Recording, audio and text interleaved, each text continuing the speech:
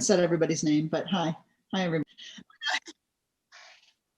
I'm just going to do the whole meeting, Lori. Just go in and out. Okay.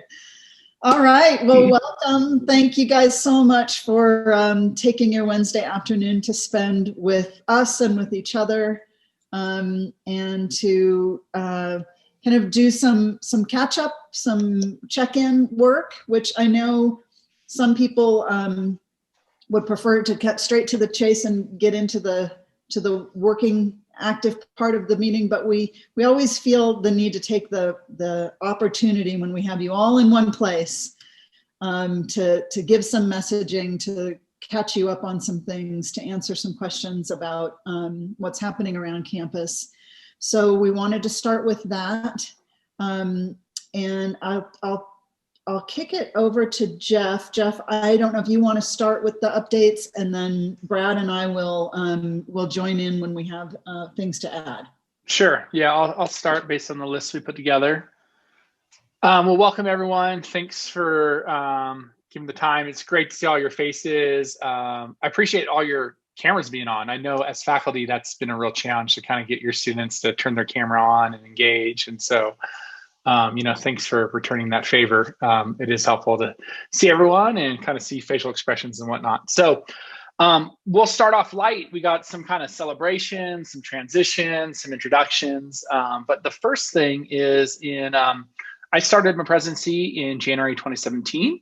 And one of my mentors told me the most important thing you'll do is hire faculty. So invest the time in the hiring process. And that's kind of probably how come some of our hiring processes take so long. And last night, the board approved my first 2 hires for tenure. So I wanted to congratulate Melanie and Julie on achieving tenure. And I thought other folks would want to join in that congratulations. So I mean, I don't know, did anyone tell you that today, Melanie and Julie? I mean, I guess you knew you were up for it, right? Jeff, I messaged them both last night. Oh, good. Surprise. Right. So congratulations, and thanks for your service. And I told, just so you know, I shared with the board. I said, oh, these are 2 exemplary faculty members that are really kind of a model for the work, both on the instructional side and the student support side. And so no concerns. The board was very celebratory and happy to more formally add you to the ranks. Jeff, can I make one little quick comment? Please do. It's such an important thing, and we would be celebrating you much more vigorously in person. And I just want to say that, I think people who are part of the 4-year college system understand that, sometimes it's a 7-year process. You have to publish. It's very rigorous. And sometimes people say, well, it's, our process isn't that rigorous at the community college. It's 4 years and there aren't the publishing and professional requirements. But I have to say that I think we have made some real strides in terms of really digging into the evaluation process and making sure that we're supporting and mentoring faculty as they go through the tenure process. And I really want to just point out that both Julie and Melanie have, and other people who, all of you, the rest of you who have tenure in this room, but these 2 in particular this year, just have really worked hard, have really dedicated themselves to students and to student success, to the college. And I just think it's a real celebration of the incredible work that they've done, that we're able to recognize them in that way and that the board supports them in that way. So just wanted to add that note.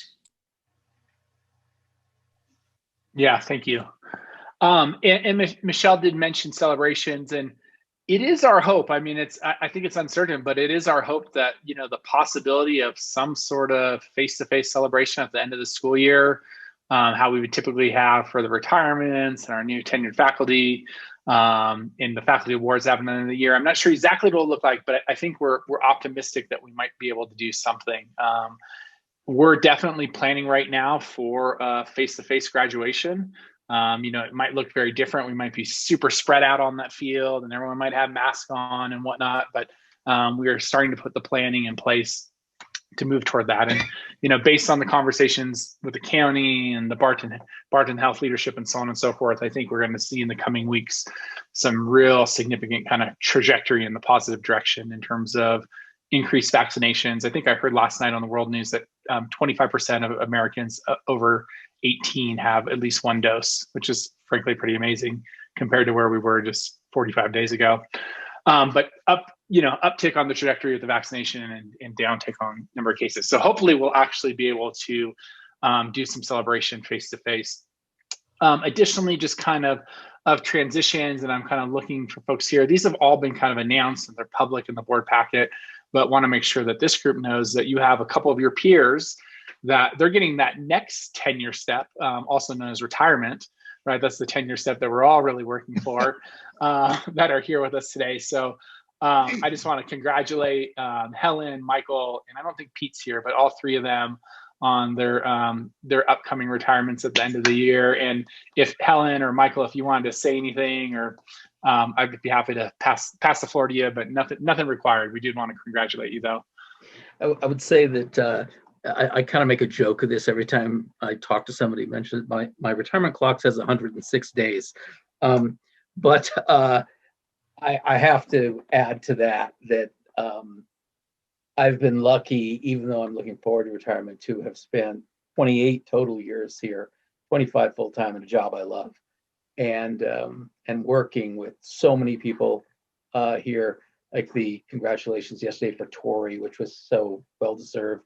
There's so many people that like that at LTCC, and it's just been great. It's just been great, and you'll see me around the library next year.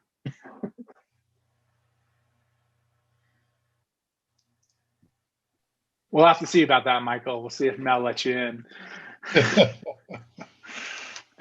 Good. Helen, do you want to share anything? You don't need to. I don't need to put you on the spot, but I want to give you an opportunity to.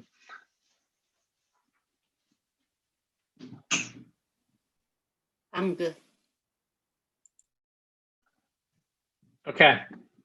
So those are kind of a couple of the congratulations and a couple of the transitions. And again, we're not sure what the end of the year will look like, but hopefully we'll be able to do something celebratory, maybe even in person toward the end of the year. So want to give a couple of updates. I mean, the first one I want to do is just a hiring update. I know folks are often interested in that and kind of where we're at and where we're moving. So just kind of give you an update on what's coming down the pike, because actually this group will look very different next year, right? We'll continue to be bringing on new faces. So we are moving forward with both the English and the biochem faculty positions.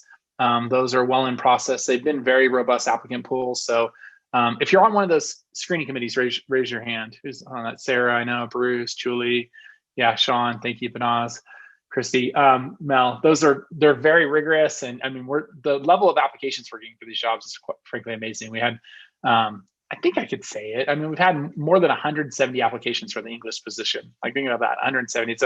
It's a new all-time record for LTCC for our faculty hires, and I always tell people, people ask me about these positions. I'm like, getting one is like winning the lottery. So this is a lucky group. I'm thrilled to be by so many lottery winners here.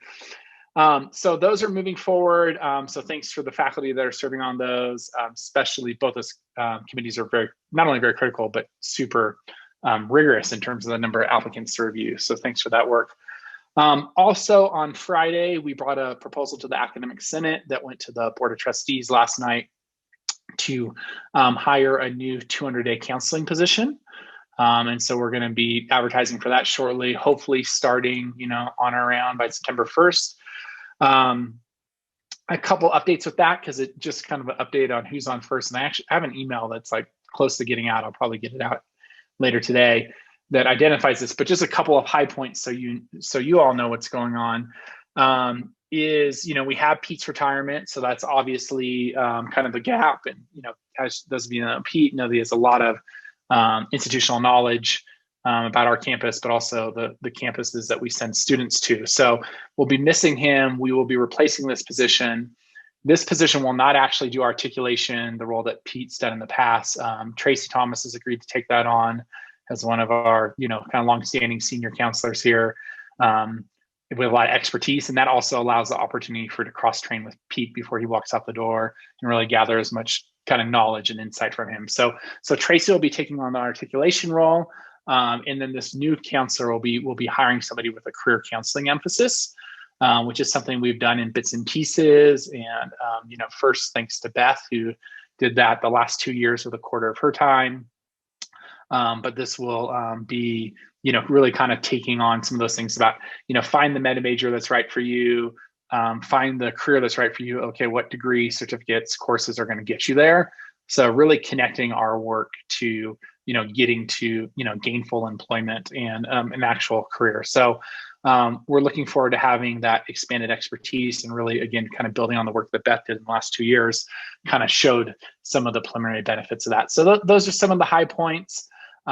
We've also, I encourage you to read the email when it comes out, but we did kind of a little bit of reshuffling the deck with the counseling team just to make sure that we have direct contact for any of our students, whether they're equity or EOPS or athletes or international or promise, that they all have a primary counseling contact that they work with. Doesn't mean it's the only one they work with, but at least somebody that they are able to build a relationship with over time. So that's pretty exciting. We'll be working with Bruce to identify members for the screening committee for that coming up here shortly. So those are the three faculty positions that are on tap for this year and kind of coming down the pike. I think also there's a number of other non-faculty positions that are currently either board approved or in the middle of recruitment that I'll just let you know about. We're in the midst of our director of technology hire. We have more than 40 applicants, which I think is really good for us.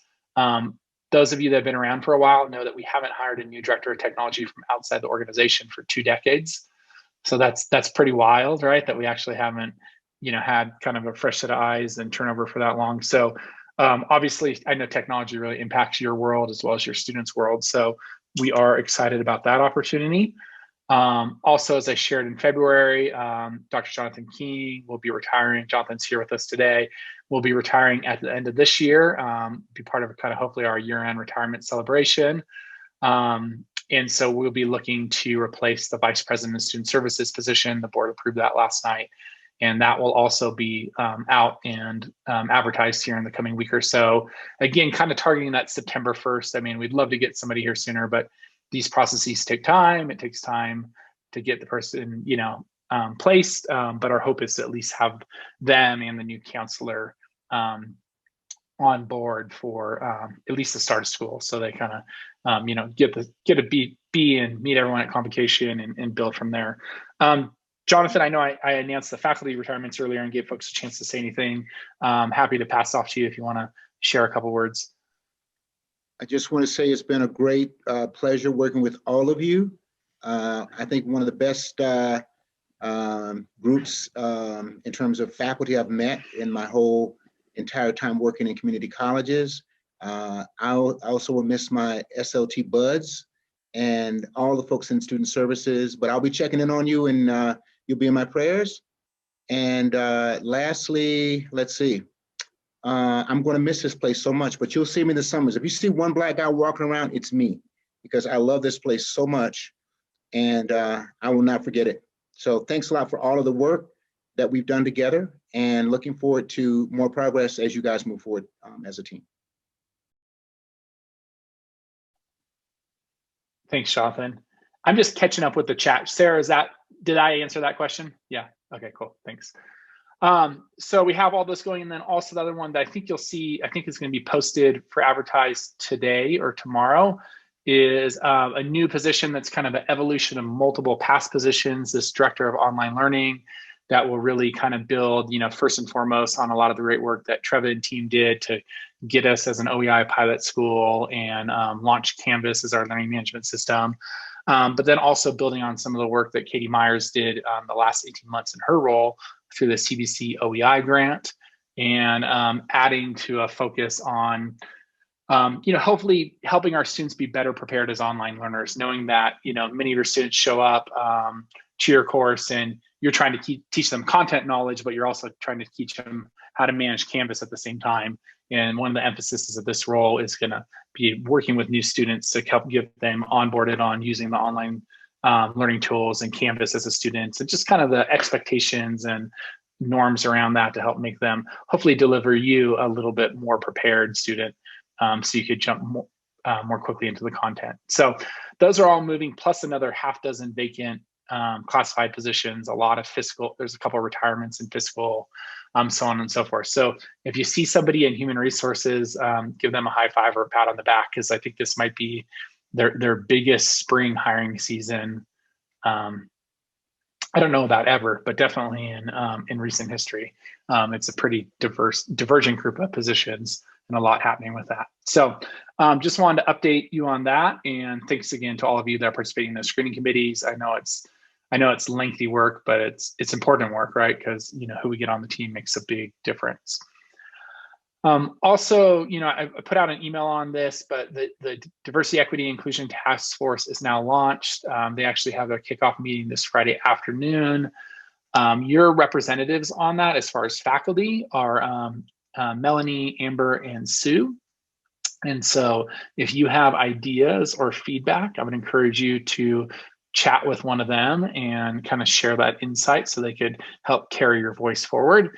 And just kind of a plea on behalf of the DEI group, at least talking to leadership, is, they're not looking for those 11 individuals to do everything. They'll be looking for allies and supporters to help kind of build out the work. So they may be calling upon you. And if you're interested in support of that work, I'm sure they'll be happy to have your support. So that's those are your representatives, just so folks are aware on that. Michelle, do you want to hit on that? You want to mention the CBC OEI exchange launch? I had that in the notes. Yeah, absolutely. And Trevor, I might have you fill in if I miss anything. So as a lot of you know, because you've been here for a while, back in 2014, we started the process of getting, being one of the first 8 pilot colleges to be part of the CBC OEI, the first exchange. And boy, we worked really hard. I don't think we finally got up and going until 2017. There was a lot of work that went into getting ready to be part of that exchange. And we were one of the first 2 colleges to go live with classes in the exchange. It was us and Fresno, I believe. And so then once we got going, they decided that it wasn't working that well and they needed to change their technology system. So they have reinvigorated the exchange. They kind of started back at square one on the technology side and on the student side, with a focus on streamlining the experience for students. And now we are the 3rd college to go live in the new exchange, right, Trevor? We are the 3rd. Yeah, we're the 3rd district. There's because like Los Rios or something, they were all connected. So yeah, so they were using the term college, but yeah, it's the district. We're the 3rd district, but we are the first colleague school. And what that meant when we signed up, we weren't really clear on that. And so for the last year, Bill Abico, Amanda Sanderson, Treva, folks in IT, folks in enrollment services and financial aid have been working just nonstop to get all of the systems set up. And we are now live in the exchange with in the online exchange. It's a much more seamless process. And we have students already who have enrolled in our classes through that exchange. So once again, Trevor and I were just talking, it's exciting to be out in front, but sometimes it's a heavy lift. And so I think a lot of what we do, a lot of the colleges coming behind us really benefit from, and we're happy to play that role. But I just want to really thank all of those folks. We should see students at our campus be able to take classes that they can't get with us more seamlessly and easily with financial aid and residency questions and registrations and enrollments through with other colleges in the exchange. And we should see those colleges students be able to find our classes and enroll in classes that still have capacity here at LTCC. So it's really an exciting new new step forward. And the chancellor wants all colleges to be part of the exchange by 2023, is my understanding. So great work being done there. And I think I have the last, yeah, anybody else, Trevor, do you need to want to add anything to that? Nope. Again, just a public recognition of the work of the, IT and enrollment services and financial aid, because they were doing a lot of, Amanda was doing just all the, you can imagine the testing, because each student is so unique and they have their, all of their different criteria and all their different, their, like I said, just their enrollment, when your priority registration at your college, you get, if you qualify for priority reg at your college, that's the reciprocity that we have with other campuses. And so there's just so much involved behind the scenes. So it is quite exciting that it's finally students are there. I'll put in the chat, it's the cvc.edu is where the students go to find their courses. And then if you want to read more about the CVC exchange, it's just a /exchange on the site. Just, you can go there and find that. But that gets to where, kind of the students' experience and just that and different resources available if you just want some more understanding of how this process kind of works for the student also. You can check that out.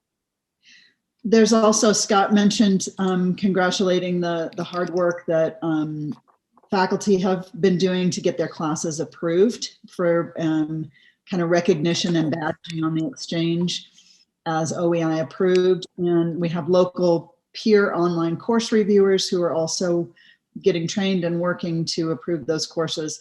And that's going to be a process that we'll be working through over the next few years to get more and more of our classes as badged as approved, and that quality approval through the online rubric that we've adopted and through the online exchange. So thank you for all the work that you guys have done there. The last, I think, update that I have, and I don't want to necessarily open a whole can of worms, but I wanted to let you know kind of that we've been obviously working and thinking about this issue, and I know you guys have too.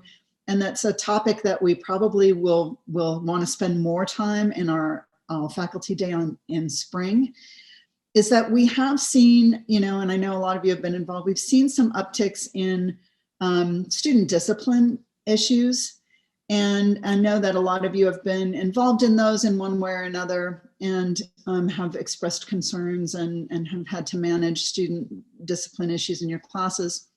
It definitely feels like it's a heightened level, probably as a result of just the last year and the challenges that we've had, and also being at distance. It's just harder to make those connections with students and to address their concerns or their needs in ways that work for them, and to address the faculty as well in ways that work for you. But it just definitely feels like it's been a heavier lift this year. And I just want you guys to know that we are aware of these issues. You've been really good at bringing them to us. We work really hard behind the scenes to make sure that we're addressing them appropriately, that we're paying attention to your needs, but also the student rights.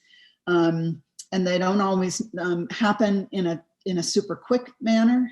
Sometimes there's a process that takes a lot of time and a lot of steps to go through. But I do want to just remind everybody that the faculty do have certain rights in the classrooms in terms of removing students who might be causing issues. And we want to make sure that you're aware of those, that in our policy, a faculty member can remove a student from class for 2 class periods for disruptive behavior and things like that.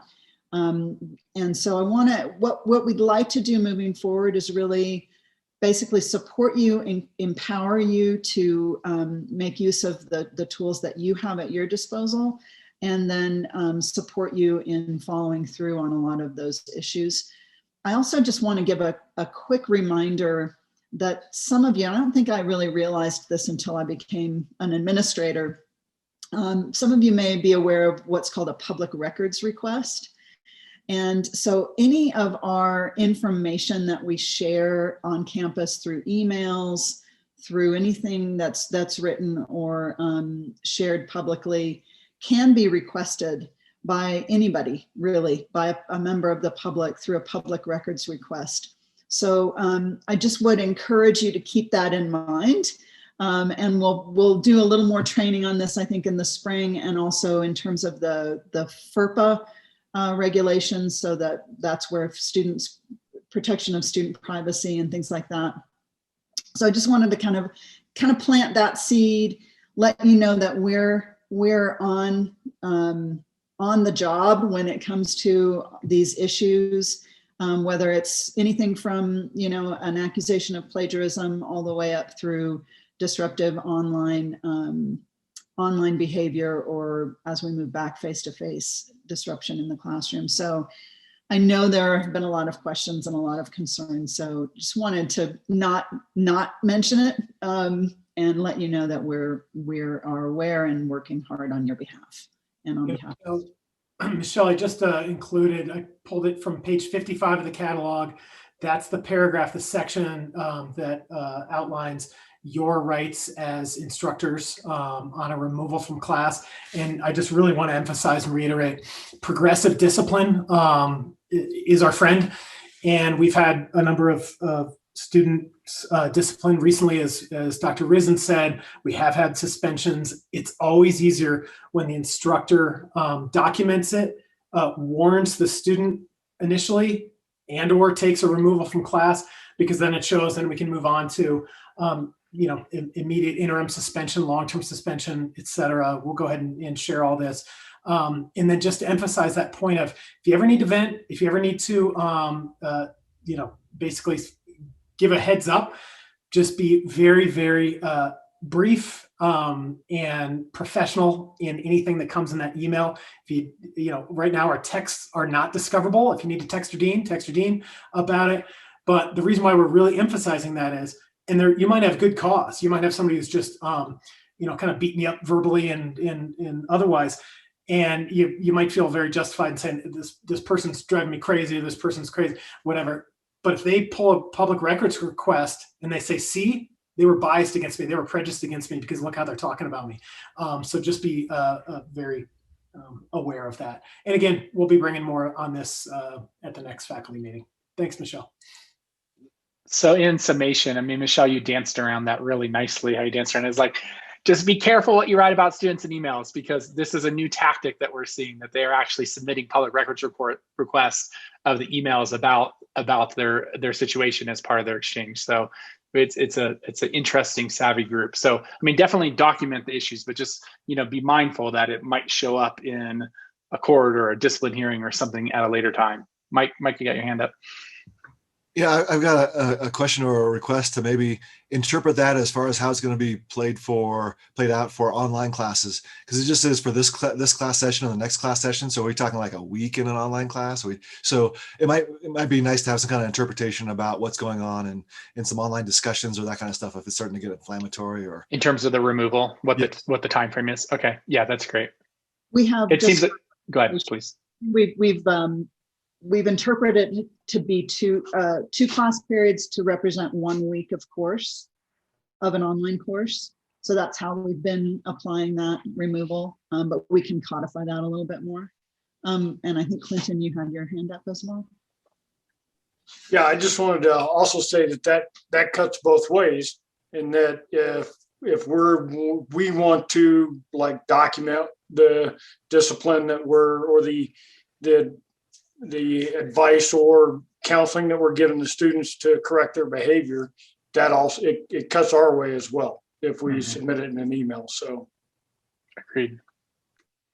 Scott, do you want to share anything about the resource you put in the chat?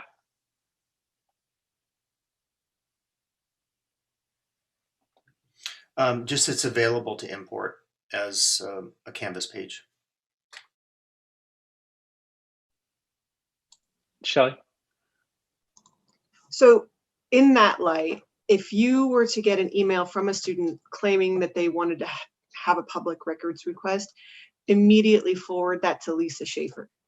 because there are laws regarding responses to public records requests, because some of the students I found will send random emails to different instructors saying, I have a public records request. I invoke the public records request. So if any student or any person emails you regarding a public records request, make sure you get that to Lisa ASAP. Yeah, Michael? So should we be thinking about not deleting emails? Because I've got like so many emails. I've actually been cleaning them out because it's my last year. Or are we talking about picking and choosing here? If there's an issue, make sure that email is there to be recovered. So I'm just wondering about that, deleting them or not. My understanding, and Jeff, maybe you have clarity on this, is I believe that deleted emails are recoverable as part of records request. I think that that's part of it. So they don't want people just going in and deleting a bunch of emails that may be incriminating. So I think they're recoverable on maybe someone else's end, because I know that on the server for some period of time. Okay. There was a state law that was actually passed, I think 2 years ago, about requiring public agencies to keep emails on the server for a period of time. And the point is not to scare you guys and make, like, oh my God, Yeah. what have but it's kind of got very serious all of a sudden.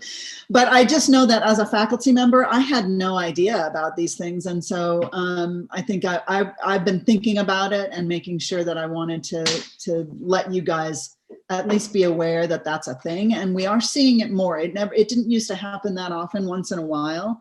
But we're seeing it a little bit more with some of the more recent students. And so just to be aware, and if you have any questions about anything ever, you're welcome to contact me, to contact Brad or Allie or Jeff or Shelley, and we're happy to try to help you navigate whatever it is that you're experiencing, because it is challenging, I know. Yeah, to put a button on this is clearly some interest in this topic. So thanks for the questions and the feedback.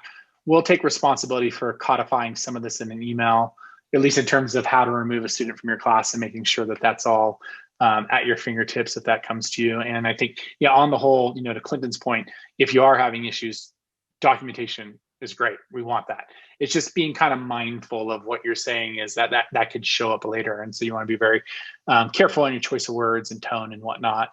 And if you ever get a public records request and it shows that the emails have been deleted after, that's also a big no-no as well. So if we have a public records request that involves you in your email, you'll hear from us. We'll notify you. We don't mean to put everyone on guard.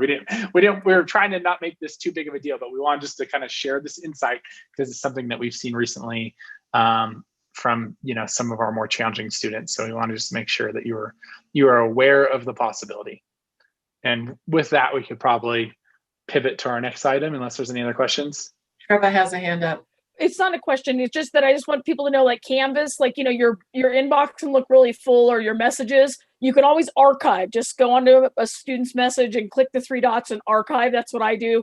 That's how I make sure that I'm answering all the stuff in my Canvas account. And so that's how a way to kind of get it off of that big list, so that you just don't have that, all your courses, currently, and, so. Yeah, thank you for that. Aside, yeah. I think if anything, what I see from faculty is just a real desire to try to support students. And I know that even when you have really difficult students, and I see it in the adjuncts as well, a lot of effort going into kind of like, well, how can I help you figure out this thing, even when somebody's kind of being a little bit tough.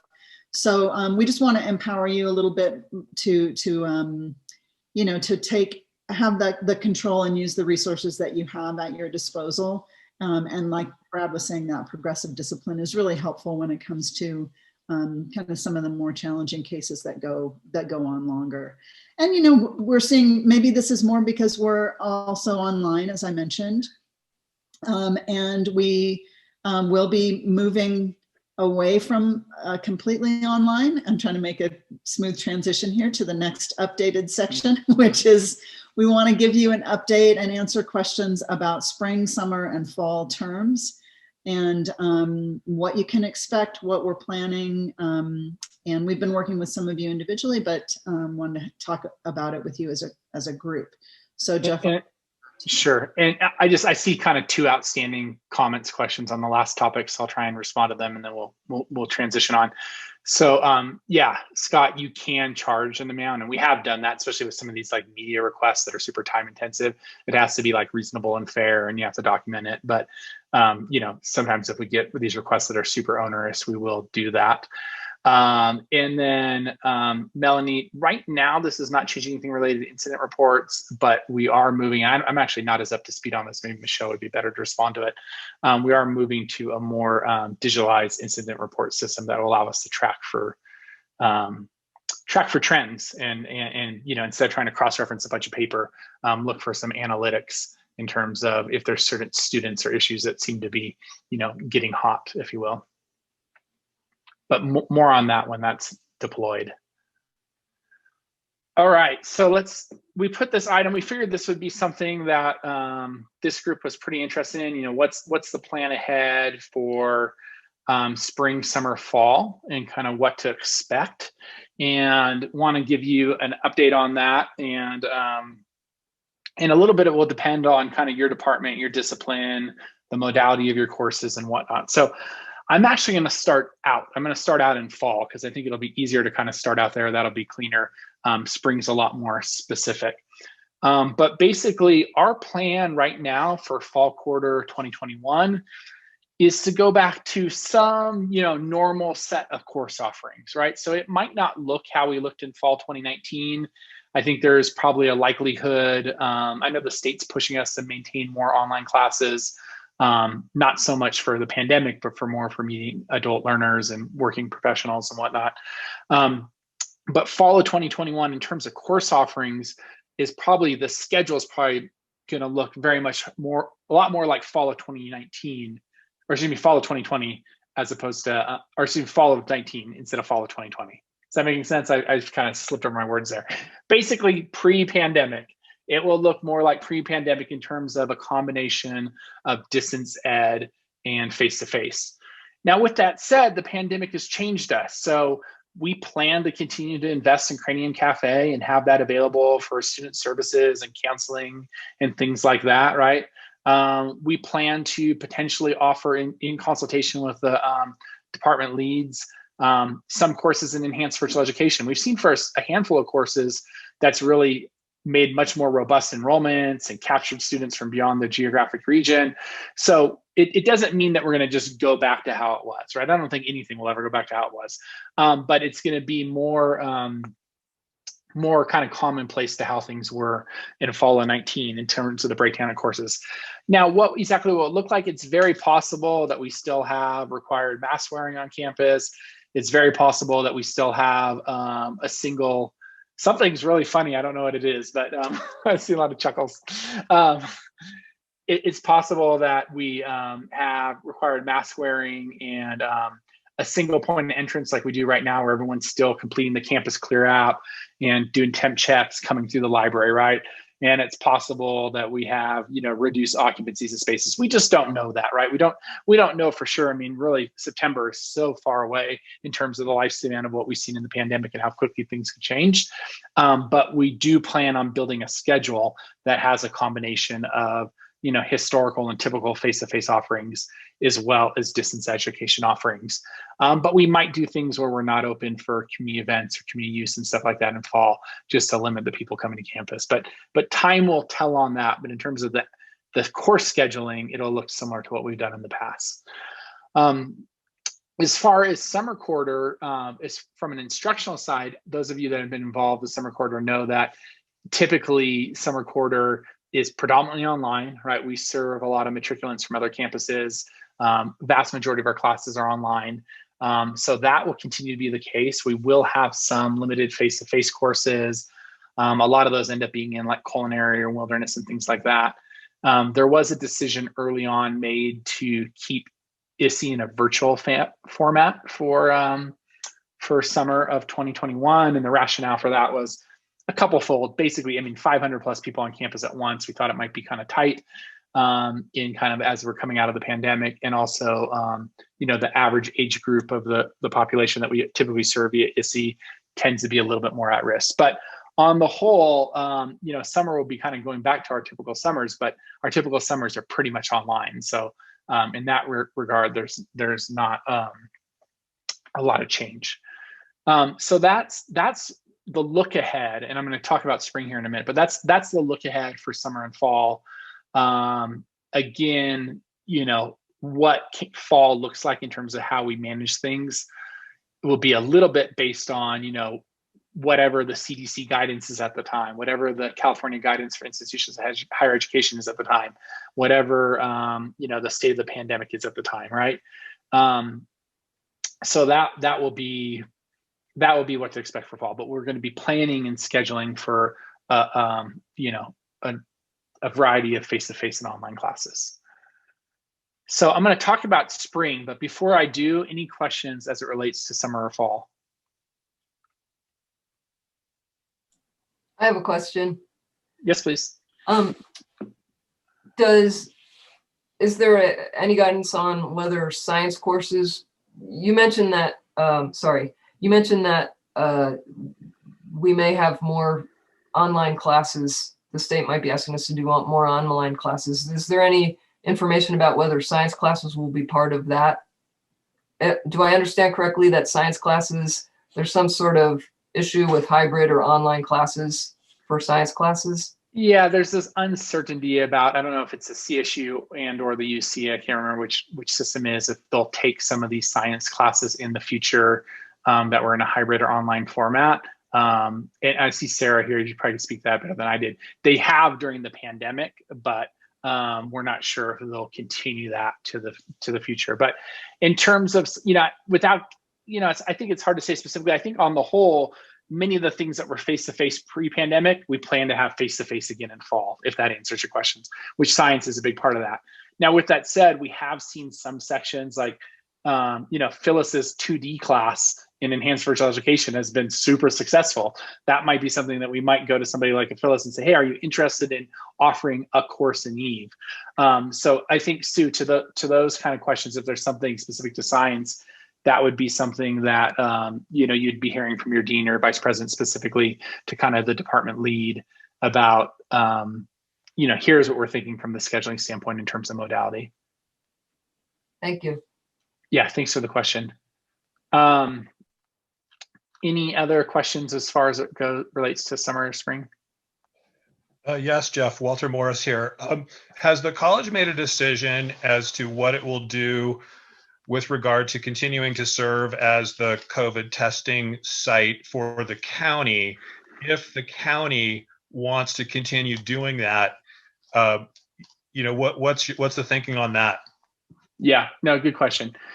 So we've made a decision in that, I think kind of in the midst of the pandemic, when nothing was on campus, our decision was whatever the county needs, they could have, right? Because we weren't using anything. The most recent decision that's been made that I do have the support on the board with is that, we need to also kind of start prioritizing our program needs in addition to the county request. And so right now, I think specifically just to kind of the PE building, right? You have a function that's taking over an entire facility, which was fine in the pandemic when nothing else was using the facility. But the conversations that I'm going to be having with the county here in the coming weeks is about if they want to stay on campus, and if they do, what that looks like, and then starting to kind of negotiate other facility and footprint options that aren't maybe as massive as taking over an entire building. So I don't know if that fully answers your question. It's not finalized, but in terms of, we've definitely made a decision. The decision up until this point has been, we're in the midst of this pandemic. It's no one's using our facilities. They're fully available, as opposed to the decision that we've recently pivoted to is like, now we're going to start prioritizing our programs, and we're going to be trying to still work with the county to find them some space, but it's not going to be, they're not going to necessarily get pick of the litter or, a huge swath of space if we don't have that to offer. So just to clarify, Jeff, that right now the testing center is in the PE building through the end of March. But when we committed last fall, we only committed through the end of March because we wanted to leave flexibility for spring quarter. So we're not going to do anything beyond, we'll be in touch with the PE faculty if there's anything beyond March 31st. I guess I could say that for certain. But do know that right now, I don't have an answer, so I can't give it to you. But right now, we're trying to finesse some sort of deal that would allow the testing center to continue to operate somewhere, somehow on the campus, but also recapture the facilities that we need. So that's kind of the balancing act that we're kind of, but it's a pivot, right? It's a different, we told them we purposely a long time ago made March 31st a deadline because of its alignment with spring quarter. And it's also just a pivot as the pandemic's kind of softening a little bit of, being a little more focused on our programs. Now, with that said, just one thing for this group to know, and, I encourage you, even if you got a vaccine, still go get COVID tests, is if the community if no one's testing, then our positivity rate will be really high, and then they're going to shut everything back down again. Right. So that's the county's push. They want to keep testing going because they know testing actually gives a more accurate assessment of what's happening in the community as far as COVID positivity or lack of positivity. So hopefully that's good. But I see Mike, Walter, Tim, Clinton. I know PE building. I know all your offices are out there, and you got classes, some face-to-face classes this spring. So we're tracking that, and we'll be in touch. But we haven't committed a day past March 31st. Now, just realize it's kind of it's a little political hot plate, right? Like, just to be crystal clear, like we can't be seen as kicking them out. So we're trying to thread the needle on this, and I suspect we'll be able to. Can I ask one follow-up question, not COVID related, just about faculty being able to access the college? Yes, I think you're going to like this answer, but yeah, ask the question. I'll just answer it. I have had a little pushback. Yes. Going to ISP and picking up and dropping Yeah. off. So here's the deal.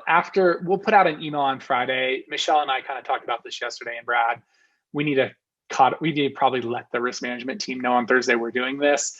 But our conversation last night, that was basically effective spring break. So Monday, March 29th, because that's when we're kind of opening up our other services, that faculty are welcome to come and go as they please within business hours to use their offices. I know.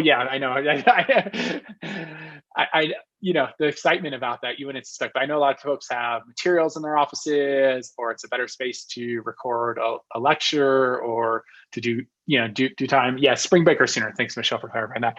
At a minimum, what's going to happen, and this kind of goes to spring. Would we want to come back? Just to be clear, Yeah, no, I'm glad to hear that. That we're knocking on the door is a positive thing, right? Yeah, no, that's how come we're going to let it happen, right? We need early adopters because there's going to be some folks that are going to be, concerned with coming back to campus for a long while. So as those of us that are, especially those of us that are vaccinated and more comfortable, we want some early adopters to come back. But yeah, we're going to be making that space available.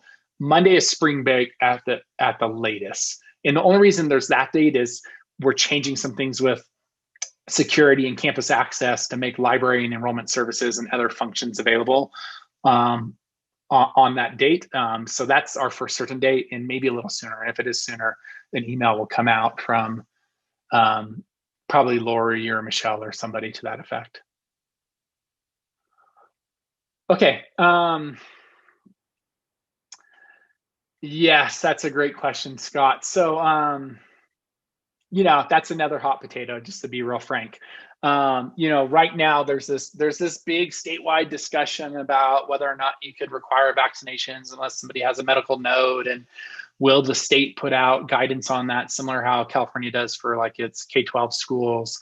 And at this time, there's no direction on this. And I just personally, from where I stand, is like, I'm not going to get out on a limb on that, right? I think, there's a lot of arguments on both sides of the subject. So we're just going to kind of follow the state guidance. I think what we can do and what we can require is still, we're going to be very diligent in enforcing mask wearing. I think there's a you can take off your mask if you're by yourself in your office, right? But we're going to be very diligent on enforcing robust mask wearing. We're still going to do temp checks. We're going to do the campus clear. And we're really trying to drive folks and encourage and cheerlead folks to vaccinations.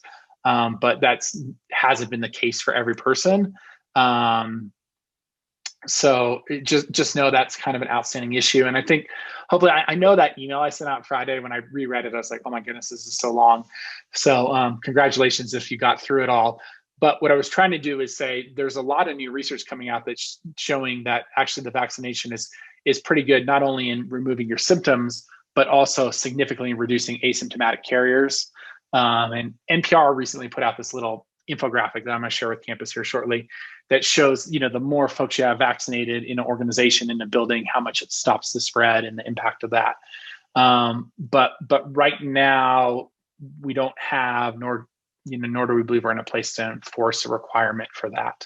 But we will be enforcing things like, and this is kind of actually a good transition. I'm going to talk about spring quarter. We will be enforcing things like the mask wearing. We'll also be enforcing things like in the classes that we have, for instance, the lecture classes. We're going to be limiting those at 50% occupancy. We've chose a number of classrooms that are really some of our, they're predominantly our newest classrooms, but they're also classrooms that have dedicated HVAC systems so they could turn over fresh air very quickly, which is one of the key considerations. So really anything that's in our scope of control, we're going to be doing, right? Because it's in all of our best interest to, not have any setbacks, right? We want that for ourselves, the organization, our students. But let me get to spring quarter, because I think that's, I want to pivot there and then see what other questions we have. So spring quarter is a little bit of a transition quarter. It's almost a pilot for fall. On the whole, for many of you and many of our students, it'll look very much like what you did in fall and winter. It might be fully online.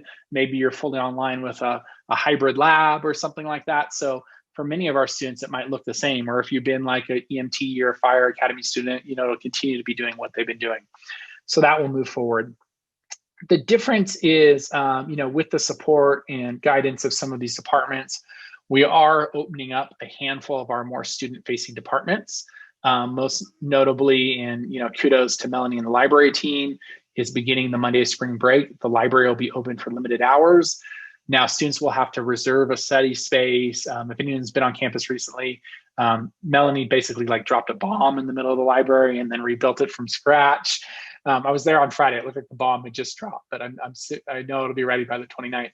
But that's also, students can be very spread out. It's going to be only students that are 6 units or greater. So we're not going to have the library available for community members and things like that. So it's really kind of targeted at just, I think you've probably heard from many of these students that are like, hey, yeah, thanks for the Chromebook, but I need a quiet place to study. I don't have that at home. So that's what we'll be doing on the library services. Also, enrollment services will be opening up for some face-to-face services. Because we know a lot of students have just got held up trying to, register or add a class or things like that. These are going to be in, there's a communication that will be going out to campus here in about a week. As long as communication to students and social media, we'll be rolling this out here. But basically, it's going to be Monday, Tuesday from 10 to 3 and Wednesday, Thursday from 1 to 6. So it's a pretty limited hour group, but it's just ideally for students, they could reserve some space in the library to get some study space in there ahead of time, get access to enrollment services. I know the Disability Resource Center will be set up to take some student appointments during those timeframes. And then we'll be kind of continuing to talk to other departments that might make sense. So it's going to be very limited, right? We're definitely just putting our toe in the water. But we know for a majority of students, they've totally thrived in an online environment. They got it all dialed and figured out. But we know for some other students, it's been, thank you for putting those in the chat, Michelle. But for other students, it's been very challenging and they're desperately seeking some face-to-face services again. So that will be happening on the student services side. We do have some additional courses, as I mentioned. We'll have some of the hybrid, like the hybrid science and art classes that have been taking place, but we do have a handful more face-to-face classes this spring. If it is, you already know this, right? It's been identified as a face-to-face since last fall when the schedule came out, so it shouldn't be a surprise to anyone.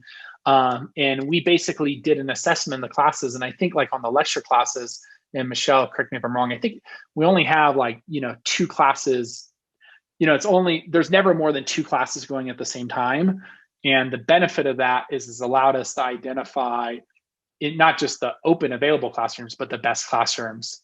So like an A208, that's very spacious. Its max occupancy is 45 So we'll be using 50% of that high HVAC. Michelle, do you want to add to that?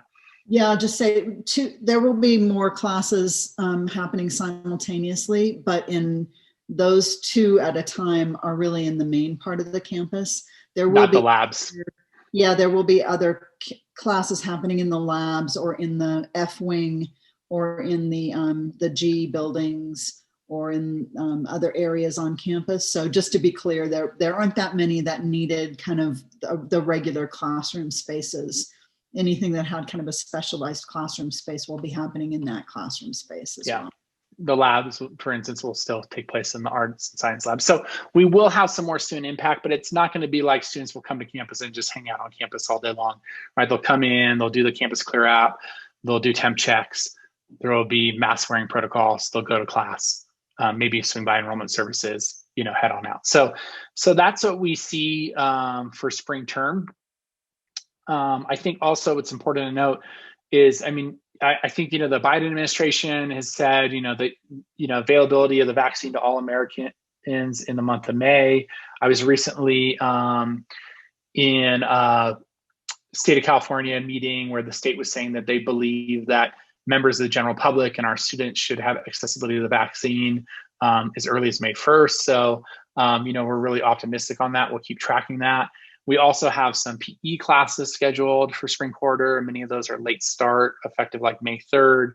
We designed them that way to kind of give us a little bit more flexibility to hopefully be able to allow those courses to go, especially with an emphasis on courses that are outside. So I think spring quarter, just assume it as much of a transition term. For many of you, it might not look any different than winter or fall, but it's kind of transitioning some of our services back and serving some of our students. And really, again, as we look to June, we're planning for some sort of face-to-face graduation. We don't know what that'll look like, but we think as we get deeper into the academic year, there's going to be a significant reduction of cases in our county and community and a significant increase of folks that are vaccinated. And, as I shared, I think when I met with the Barton CEO on Tuesday, and he was projecting that our county might be in the orange tier by next Tuesday already. We're definitely very confident that that'll be the case by the start of the spring quarter, unless we have some, just drastic kind of change from anything that's on the horizon. So that's the plan. Just to be fair, just so it's crystal clear, we're inventing this as we go. So we first kind of got the library in and iterated with Mel a bunch of times, and then got Steve enrollment services in. So we don't have all the answers of what's going to happen on June 1 and July 1 and August 1. But we're basically just hitting kind of the hottest item first, and always trying to work with the impacted stakeholders, right? So we're not making decisions about this or the other. Yes, hey, Scott, that's a great point. Here's the other thing I would just say, and for any faculty, we have masks for you. We actually just got a huge shipment of N95 masks. And so if you're on campus, just ask for one. We're going to start having security. We just came up with this yesterday. Security doesn't know this yet, but we're going to have them have those at the desk, as well as some of the surgical masks, because we're also finding, the surgical masks are very effective. And sometimes the cloth masks and whatnot, the surgical masks seem to be better for long wearing, a lot of talking. So we will have masks available for faculty and employees and students at security desks moving forward as part of this opening, to make sure that everyone has, quality, good fitting masks makes all the difference, right? So we will be working on that. We do have some, I'm just trying to kind of keep up with the chat here too. We do have, some plexiglass stuff going in enrollment services and library counter at the front desk. That's kind of a balancing act. That's as much of as a feel good as anything else. Nothing is effective as, good mask wearing and etiquette, right? That's going to keep you the safest. Other than getting the vaccine probably. But we are trying to do some additional facility enhancements in some of those kind of front counter spaces. And I think that hit everything for spring. I'm sure I may have missed something. Jeff, I think the only thing I would add is that I have been talking a little bit about kind of what classes are going to look like in this environment in the spring, especially when people are coming back to class for the first time. really for a full quarter class. We've done hybrids and we've done lab classes, but and we've done a lot of outdoor coursework. But I think it's going to raise a whole new set of challenges, and I'm very cognizant of that. And so I think we just need to kind of help continue to support one another. I know that there have been, for example, Kathy, you've done some lab work with students on campus this term. You might have some great insights to share. Maybe we can have a small group meeting with the folks who are teaching on campus in the spring at some point, and just kind of strategize, you know, how do you lecture? Can you hear each other? What are you doing about small groups and bringing students to the board together or to work on projects together? I talked with Jeff about, and Brad about, the idea of maybe we have a designated place outside where if it's a sunny, nice day, you know, we can have a kind of a makeshift classroom that's outdoors that people can take students outside to do some projects. So I think we just need to continue to be creative and to support one another, because we maybe have been wearing masks a lot, but I don't know if you've talked for 2 hours in a mask. That's going to be a whole new set of challenges, and being able to be heard and engaging with students. So just keep bringing those questions to each other and to us, and hopefully we can help figure out some positive solutions, whether they're increasing some use of technology or just giving you some guidance about what we feel would be the safety protocol in those situations. So, okay. Any other questions or comments about spring, summer, fall campus access? I have one question, but it's just personal for my classes that are coming up for spring. I'm teaching 2 face-to-face classes, beginning ceramics 1 and 2 and metal sculpture 1, 2, and 3. So previously, before all this went down, my students could come in outside of class to do homework in the labs. Are we going to be able to offer them that service so that they can do homework outside of class? Yeah, that's a great question. I don't have the answer for that right now. I don't think that the security team has kind of taken that one on in terms of how that would manage of check in and check out and whatnot, because everything's so much more supervised now. But I think what we could do is we could raise that issue with the risk management team. Lori's here; she helps build that agenda. So why don't we elevate that, Brian, and then we'll pull you in if we need more info. Thank you. Yep. Thanks for the feedback. Open art lab hours really is what. Yes, yeah, and we can definitely do it on a more limited basis. Our enrollment's already limited in those courses, but we can get the students to schedule time, so there's never a point when there's more than the number of students that need to come in. But I just wanted to raise that because it is different than a scheduled course per se. Just real quick, I wanted to share a picture of what the library looks like at the moment.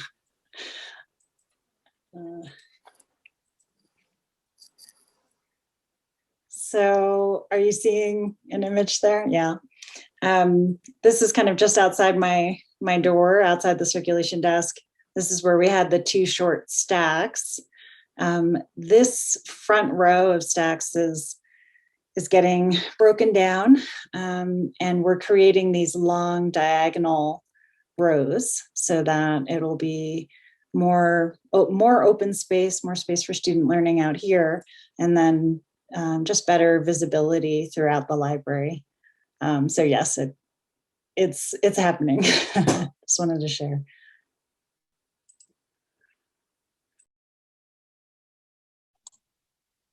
All right, great. Are there any other questions before we move on? Yeah, Amber. I just wanted to say thank you to Jeff and all the people at the campus that organized getting the vaccination drive. That was so awesome and convenient. And I just see flooded on social media, people struggling to get it. And that was a real win. And I just really appreciate all the efforts. I know it's probably a logistical nightmare, but I'm very appreciative. Yeah, great. Thank you. And thanks for taking advantage of it.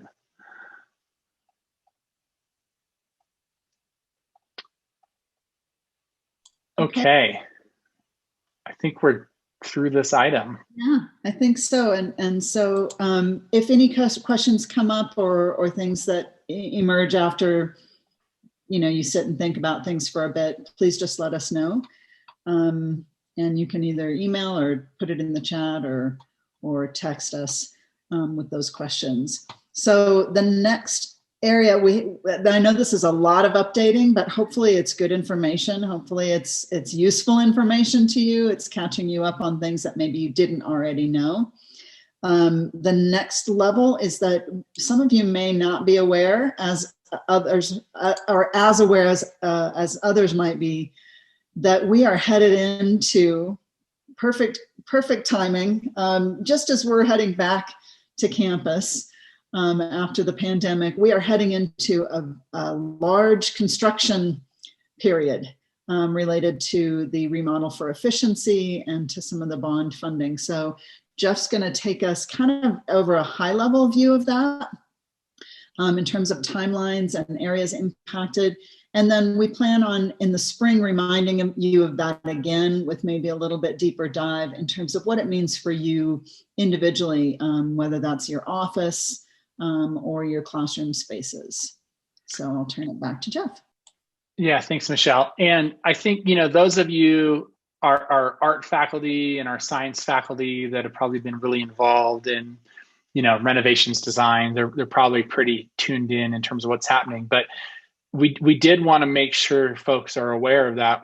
We're about this July going to go into an 18th month kind of robust construction and remodel of campus that's going to impact probably almost all of us in this room will be impacted in one way or another. I mean, maybe not every person, but to some degree, it'll create a lot of, shuffling of chairs and classrooms that you're used to using maybe offline for terms and whatnot. So what we wanted to do today, which is kind of give you a high level overview so everyone's tracking like, okay, these are the areas that are going to be impacted and these are the general dates. And then our intent would be to follow this up at a later time to have a little bit more clarity. If you're like, wait, my office used to be in that big red square that's being demolished. Where am I going for the interim? Where am I going for the future? Those sort of details we'll follow with at a later date. And again, this remodel for efficiency project. Right. And this has been on the campus's list back to 2012, really even before I arrived on campus. We did get a couple years back, we got approved for $10 million of state matching funds to match $10 million of local funds, which made this possible. Believe me, this entire year I was saying, oh, if the money had only arrived a year earlier, we could have been doing all this year while we were all online. But the good news about what we went through this year, it did show us that there are things that we could do online that we didn't believe we could in the past. So again, it's going to be 18 months or more, slightly more. So kind of count for that. And our motto on this is going to be short-term pain, long-term gain, because it definitely, when you see the end result, there is a lot of gain here, but it will be, uncomfortable for a bit. And, everyone's kind of favorite, who moved my cheese book. I mean, this is like the ultimate who moved my cheese exercise. All right, so here's kind of the big picture, and basically just what this shows you is the areas of campus that are impacted. So the front entrance, the 2D and 3D art labs in the F wing, the E wing, student services, enrollment services, the science labs, and the D wing technology area. All that is impacted at one point or another. So if it's a color, it's impacted. And then also the second floor, kind of from John's office and the Veterans Center all the way over to the DRC in that corner. Helen's office, I think, is up here, so on and so forth. So those are the areas that are impacted. You'll see it's phased. So we're not doing everything at once, because if so, we would have nowhere to put everyone if we did it all at once. So it is phased, and I'll get through these phases later. So I'm not going to spend too much time on this slide here. But so let's go back. Let's look at phase one. All right, so phase one, that's what starts this July, and it's July through December, right? So ideally, these places will only be offline for fall quarter. I mean, summer, of course, but summer plus fall quarter. And this impacts the D wing, the E100 and E106 classrooms, the F wing, the 2D and 3D art labs, and the areas in between, and then any offices or walkways within this area. So those are the areas that are impacted.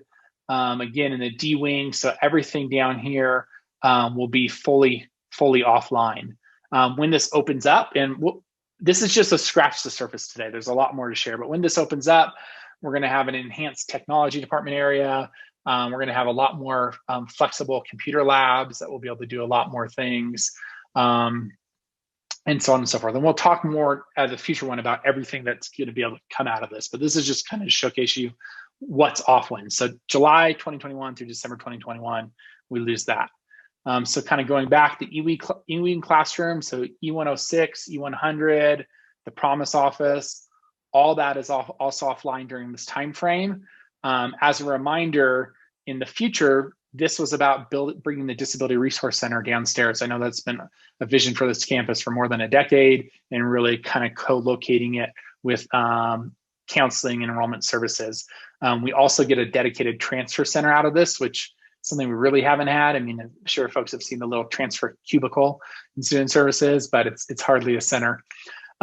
So this will be offline between July and December. Next is the F wing, basically everything from the 2D and 3D art labs, and the exterior space will be offline. Theater and music areas will be open for the regular activities during construction, so that's good. But yeah, this will update those labs. It'll modernize them, make them more safe. It's going to enclose the foundry, which I'm sure, you know, Brian and your students, you'll appreciate that next January, right, when it's finally enclosed. So that's what's taking place. So those are the things that you should expect to see offline between July and December. All right, I'm gonna keep going. Feel free. Yeah, I don't know. Let's see. Brian, do you want to explain the foundry? I saw a question, foundry question mark. You're probably better suited to. Yeah, so foundry is our outdoor workspace where we melt metal, bronze, and aluminum, and we also have like the welding classes. 5-7 kilns out there. Yeah, it's it gets cold in the wintertime out there because there's no doors or windows. It's an outdoor pad. It's covered, but it's cold. So we're really excited to be able to work out there when it's 15 degrees outside and my class is not meeting in 15-degree weather. Okay, great, thank you. Yeah, this is awesome. New word for me. Yeah, and what you'll see is, and thanks, Brian, for that. And I know Michelle has been working with Brian and Phyllis on that area. Like, it's going to be painful for fall not to have your spaces. But the good news is, you know, fast forward to January 2022, those spaces are going to be significantly improved, and, you know, with the intent for decades to come.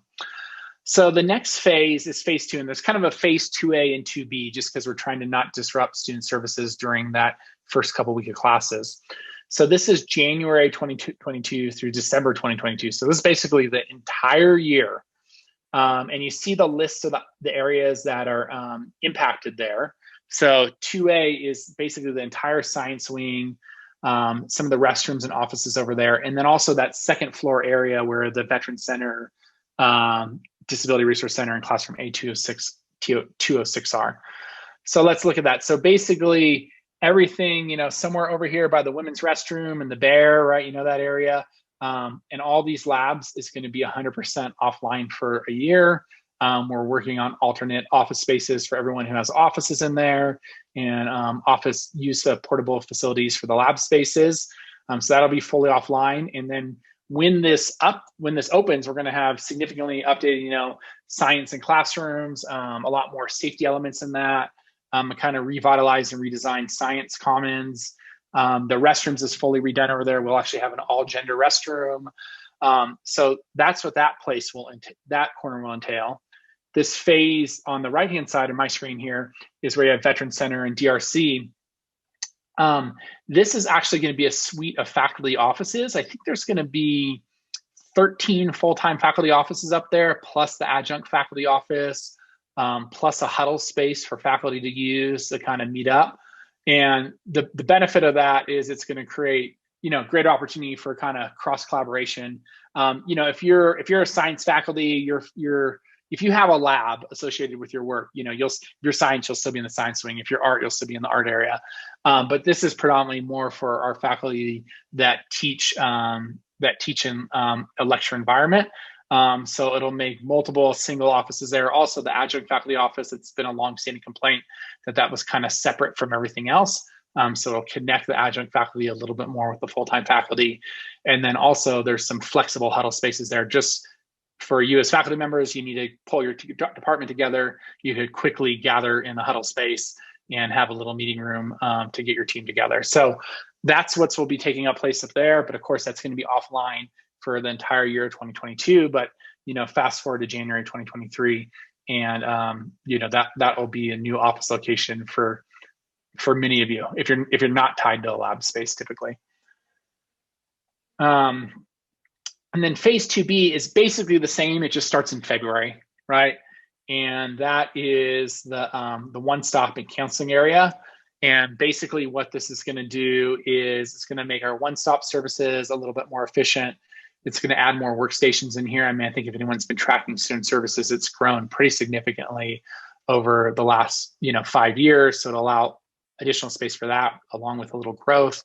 There will be a dedicated transfer center. It'll integrate the ambassador station in a more kind of permanent and seamless fashion. And really, the part of the vision is our one-stop is kind of a quasi one-stop. I mean, it's an interim one-stop where you could do most things at the one-stop. But if you go to the colleges that have like the true one-stop, you don't only go to the one-stop to get help with enrollment services. You sign up for your counseling appointment there. You get financial aid assistance. Basically anything really with the student services, at least that first point of contact is there at that front counter, and they're cross-trained and they're able to assist you. And so that's really what this vision's about, is building on, we have a great one-stop, but really building on a true one-stop for students where they could come in with all their various questions. So that's phase 2.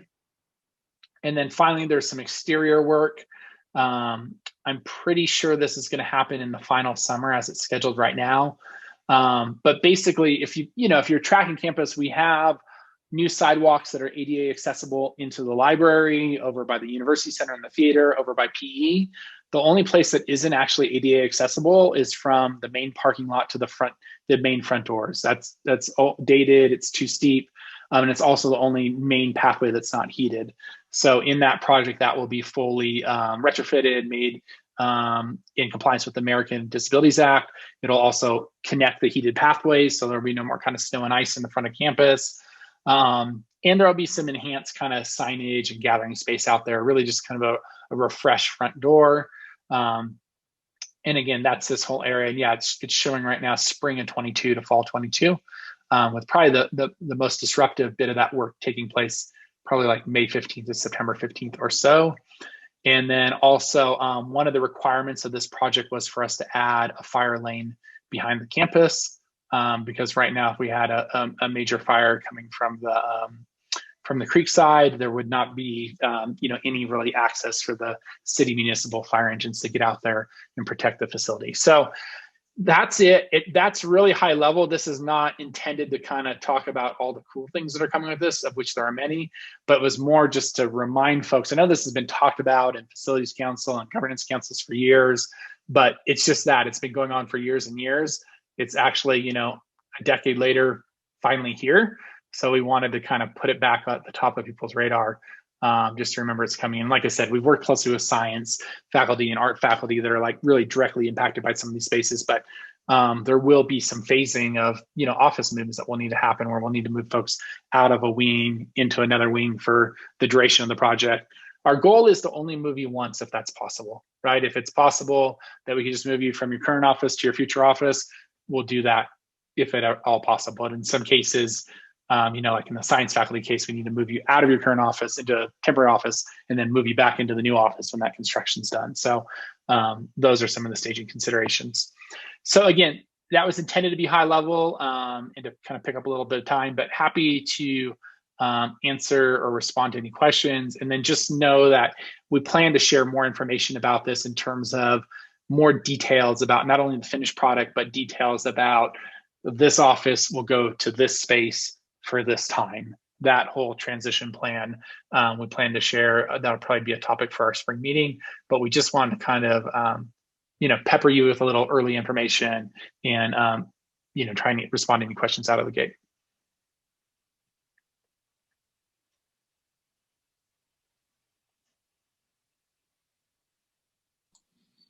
So does anybody have any questions? I can't see all of you. Jeff, if you want to stop sharing, maybe. Oh yeah, sure.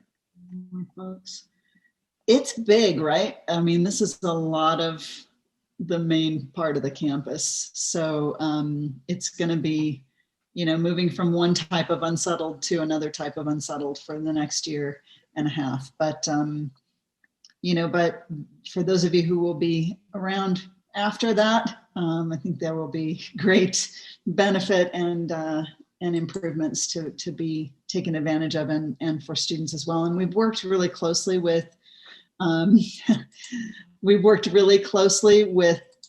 science faculty, with the art faculty in terms of the design for these. So we think we've really got a great plan moving forward. You're happy in the casita? Yeah, okay. No comment. Well, we don't get the choice to move anyway, so we're happy. It's like, I gotta be happy with what you get, right? That's right. All right, I'm not seeing any questions. Yeah, and Mel, thanks for that. The Prezi, I put it in. Yeah, I remember I was in the second floor. I just put it in the chat. You're actually the first group that's seen this, so this is kind of, we haven't brought. I mean, people have seen this in governance over the years, but in terms of reminding folks what's coming, so we will be taking this on tour to the board and classified senate and a couple other places in the coming weeks. But yeah, this is the first showing of that Prezi. We might tinker with it a little bit between now and then. Yeah, there have been some of us who have been around for a long time, the days of having an office in a trailer, no library building. We had the library stacks in the open area above the commons. There's been a lot of change, and there's more coming. All right, very good. So if there aren't any other questions, we're going to take a little break, allow people to stand up. That's a lot of information, a lot of sitting and listening and absorbing. So get something to drink, something to eat, and we'll be back at 2:40. So just a little over 10 minutes. And we'll if I could just ask real quick, I've already put everybody in breakout rooms, so please don't leave if possible, because then I have to reassign you. Oh, don't exit the meeting. Just don't exit the meeting. You can get up and walk away, turn your camera off, everything, but please don't exit the meeting, because then I have to start all over again. Okay, thank you, Lori. All right, we will see you guys in about 10 minutes.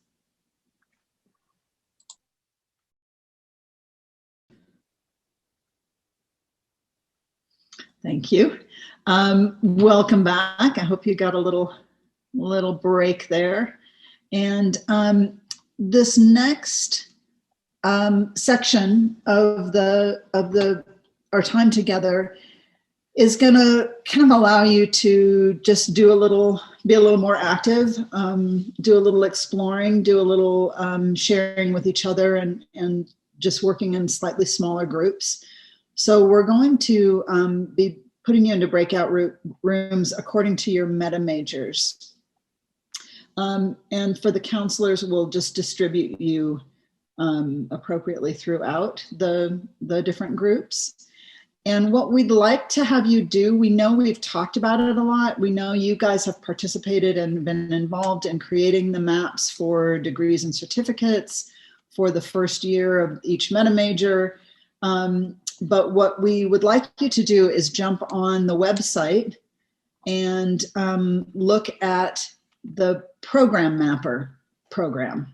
We introduced it to you, I think, in the fall convocation a little bit. It's been brought up a few times through some of the CVC OEI presentations, which is how we were able to dedicate time and energy to building them out on the website. We now have a landing page for the meta majors and for Program Mapper as well. Jeff, can you drop that landing page into the, I might be able to do it too, into the chat very easily? Yeah, let me find it. Oh no, it's just Mapper, huh? Yeah, I'll put it in there. Okay. Yeah, I got it. Already, Mike already beat you to it. Oh. Thank you, Mike. So this may be review for a lot of you. This may be something you've already explored and looked at, but we wanted to get you looking at it together in your meta major groups so that you can kind of see what's there, make sure it looks accurate, make sure that you know kind of what's on the website. We've also done an update to the web pages, the department web pages.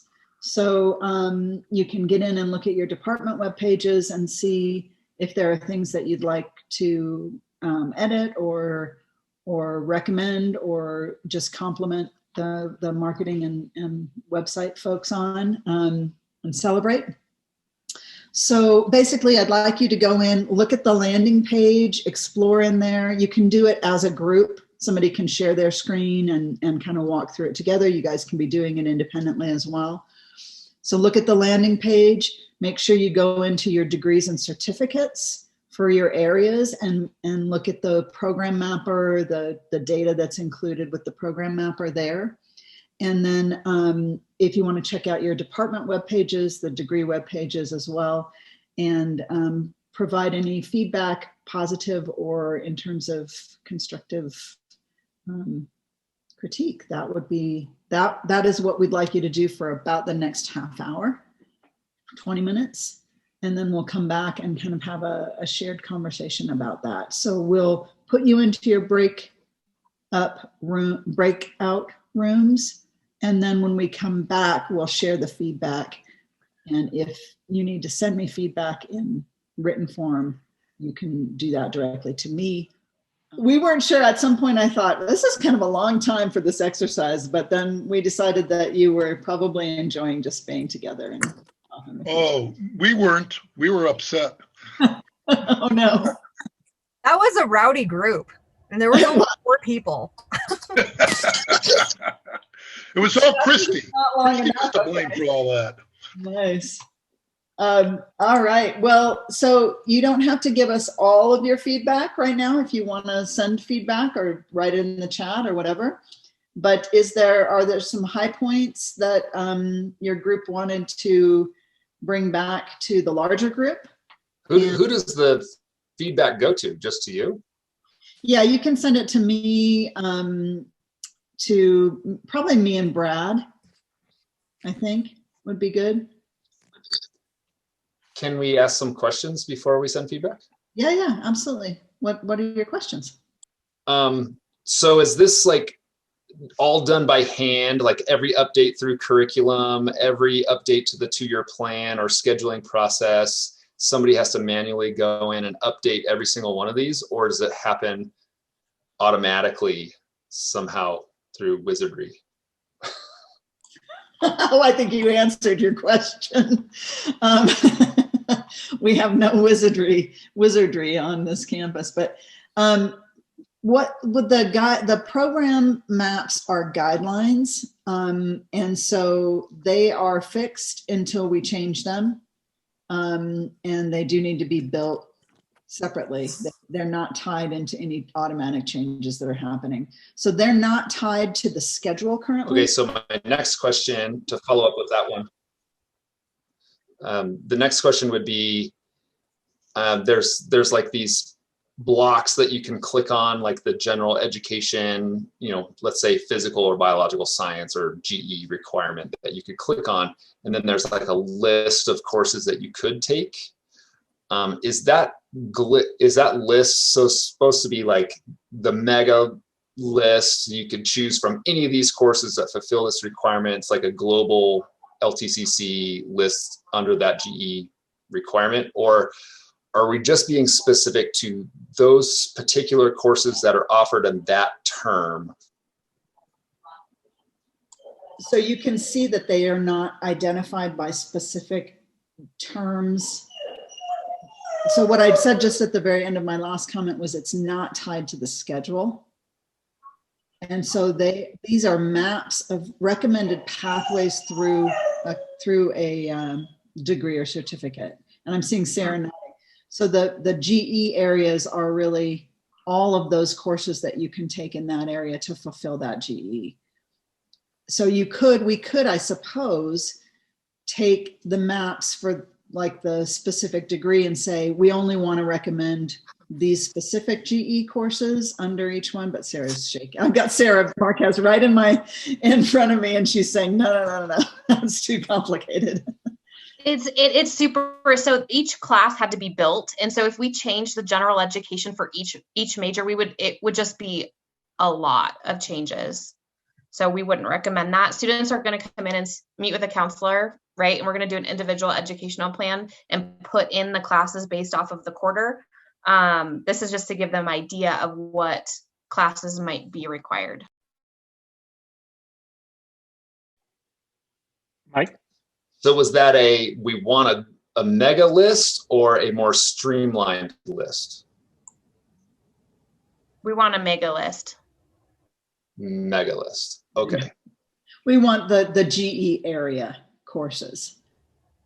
And my goal before we go to Mike is I would like ultimately, now that we have these maps built, to try to integrate them with the scheduling piece a little bit better so that we can have the 3-year plan kind of matching as best we can the program maps, at least for the core classes. And then, but this might all change with self-service, which is obviously a longer question, bigger question that we'll talk about in another point.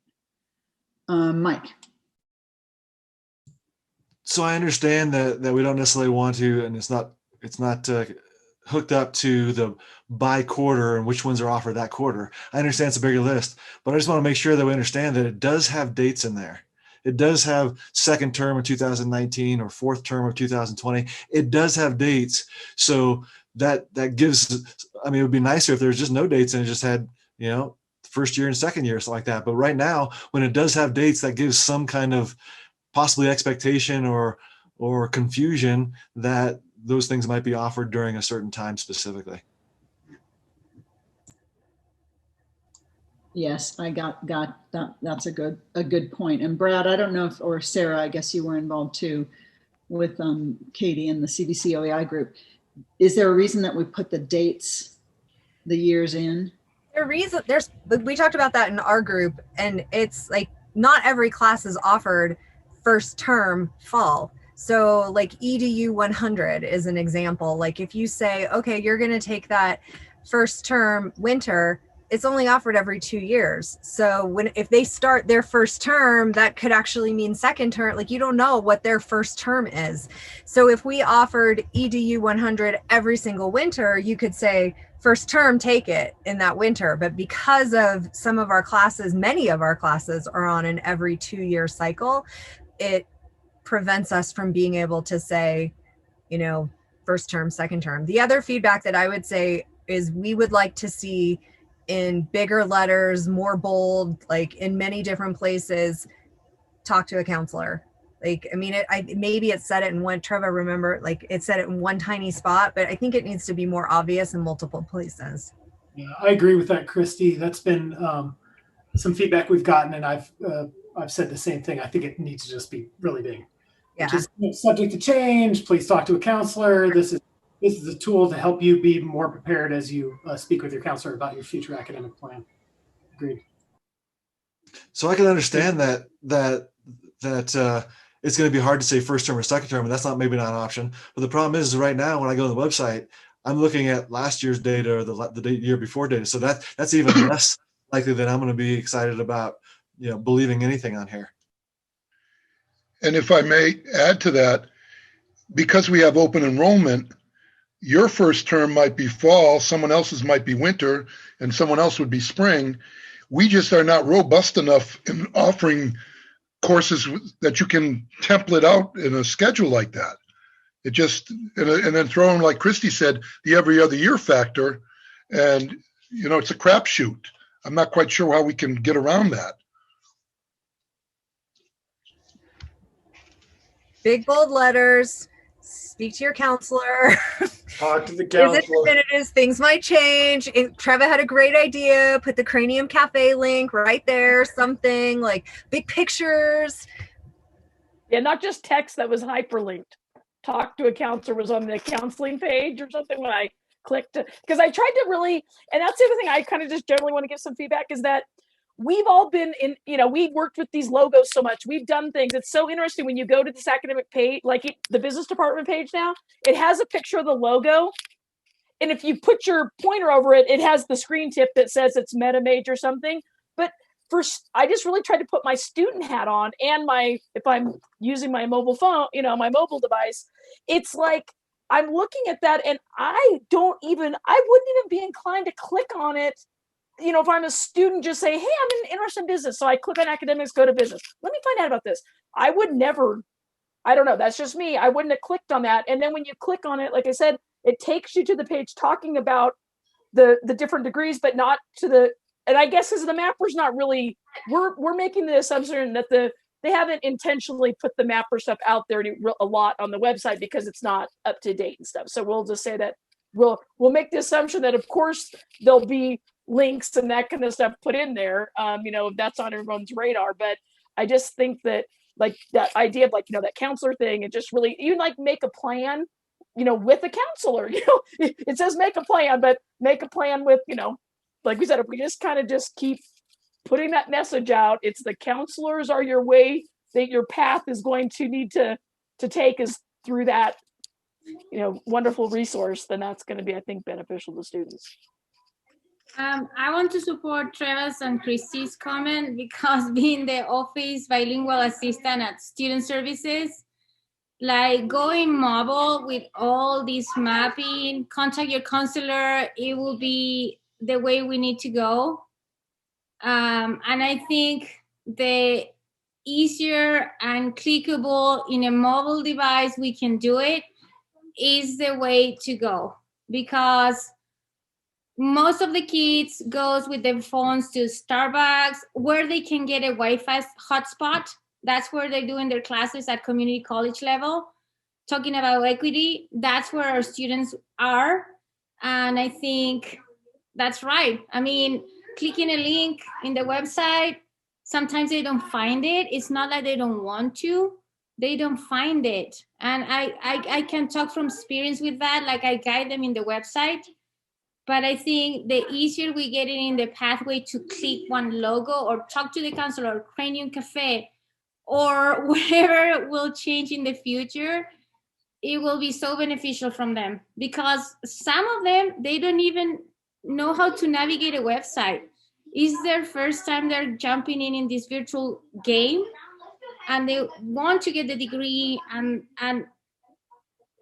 I talked to them on the phone a long time ago, but I think we still can do better on that.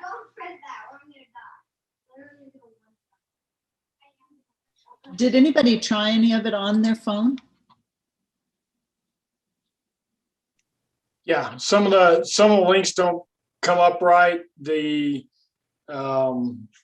size of the photographs and the wordings are like the words will overlap photographs. It's pretty awkward. Is that on the website, the department websites, or on Program Mapper? Yes. Both. Okay.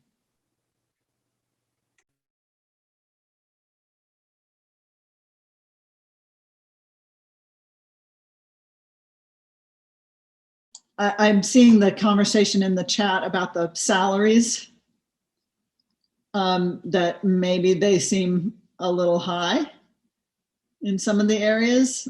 I'm seeing a lot of people nodding. So that information, Brad, do you know where it's pulling it's MC information, isn't it? Bureau of Labor Statistics, which, yeah. And I was just going to say, when we clicked on the actual BLS website, like if you click on sociology, you get more, I think, what some of us like with not just salary, which is kind of that materialism focus, but like here are the unique skill sets, and here's what you can do as a sociologist. And here, it's more that expressive, I think, side of education that we're maybe more used to than just you can make 125,000 with the BA in sociology. So if you link to the actual BLS website, it has a much more kind of expressive account of careers and trajectories of, say, a sociology major. Boy, I picked the wrong major. Jeez. 125,000, Scott? Not bad. Artists make $216,000. Who knew? If you're Jeff Koons, yeah. I have a question. Is the guided pathways or the different programs available in the Coyote Corner? Ask your question one more time. If the guided pathways or the different logos are available in the Coyote Corner? I don't think so, but not that I'm aware of. I don't. We'd have to ask somebody in student services, Julie, or someone who's expert, Shauna. I don't know if we can do that, but maybe. You're talking meta majors and guided pathways? Yes, because I think if we want to make them clickable, I think because we have the app already built, that's the place to put them. Maybe we can put a guided pathways. I think it's a line, where it's like news, selling, right. There's a menu. We can put a meta major menu. So it's in the same place, so we don't give them a new app or a new place to go. We could see, I'm looking at Coyote Corner, we could raise that with them. I just think Coyote Corners, it's not that advanced of an app, right? It's pretty much just a push of information. So it's pretty rigid in terms of what you could do with it. It doesn't have a lot of customization, but we could raise the issue and see. They could probably add one of these Coyote support links to the meta major pages. That would be great. I think because of this COVID world, I think mobile, it's a great idea, and we have the app already. So are you guys seeing also, Melanie, you see, and that took me a while too to figure out that those salaries that appear initially in the little round, in the circles, have little arrows on either side, and you can scroll through different jobs that are associated with different salaries. I'm not saying that they're any more reasonable even if you click through, but that may be, you may be seeing kind of different types of jobs. Yeah, and it'll show you, I'm on the art one. Interestingly, on my phone, maybe just because I have an awesome Samsung, it's very well optimized for mobile on there. And yeah, it's interesting, Brian, as you mentioned, kind of low end salaries for art was 22,000, high end was 187. So I was clicking through here, but it's interesting. You can see, the educational level, and yeah, I think we can definitely clean these up a little bit. This kind of came with the package, but we certainly don't want to be having students all thinking they're going to be making $187,000 right when they finish Brian's program. Well, and Scott's, I guess there's maybe a glitch on the BA in Soc, Anthropology and Psych. It pulled. I don't think it's a glitch. I think it's just Beth was saying they're pulling a general management type career, and it has that number associated with it. Gotcha. Yeah. You'll be able to get coffee for the guy that's making 187,000. No, that's cynical, but yeah, okay. Any other comments or questions, suggestions? Just to be clear, I email you and Brad anything that I've found Yeah. about those. Okay. Yeah, that would be great if you could email Brad and me any other findings or suggestions. Do you think, let me end maybe on a positive note, which is, do you think there's potential here for this to be very useful for students? Mike, I'm going to assume you're responding to my request for positive ending. Yes, I wanted actually before, just in general, I think this is very valuable information for people to for students to look at whether they're preparing for a counseling appointment, or even I could even see the counselors kind of showing this so they can kind of use this on their own after the counseling appointment as well, kind of sharing their screen or showing this. So I think this is really valuable information, and I think it's good for the students. So thank you. There you go. Thank you. I appreciate that. And obviously, yeah, it's a new rollout, so there are things to improve. And for me, I think you'll be hearing about. We just heard about students self-service recently, and some plans to kind of move forward that Sarah's been involved with, and Al and Steve Berry, and others. And self-service is going to provide at least kind of course information for students in terms of registering each term and things like that. That's a ways off, but hopefully we'll try to make sure that we can integrate some of these a little bit better, so that we don't have a schedule that's saying one thing and a meta major plan that's saying something else, and an ed plan and a 3-year plan, that we want them all to be saying the consistent thing. So thank you. I appreciate you guys digging in there and looking around that. And if you have any thoughts just about the websites in general as well, that your department websites or your program websites, feel free to send those along also. Anything else before we move on? A little bit behind. Okay. So we have a little change in plans, which is that we were going to kind of tackle the equity addition to the course outline of record, and have you kind of dig into that a little bit and look at the equity rubric guidance that the curriculum committee has been working with. But we've seen a couple times now the presentation that your faculty peers have done along with Lori and Brad on their participation in one of the USC e-convenings.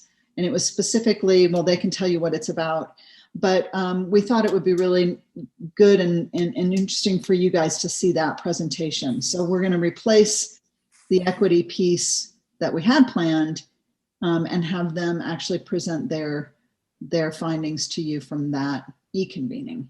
So that's Melanie, JD, Brad, I don't know, Lori, if you're going to present today, and Sean.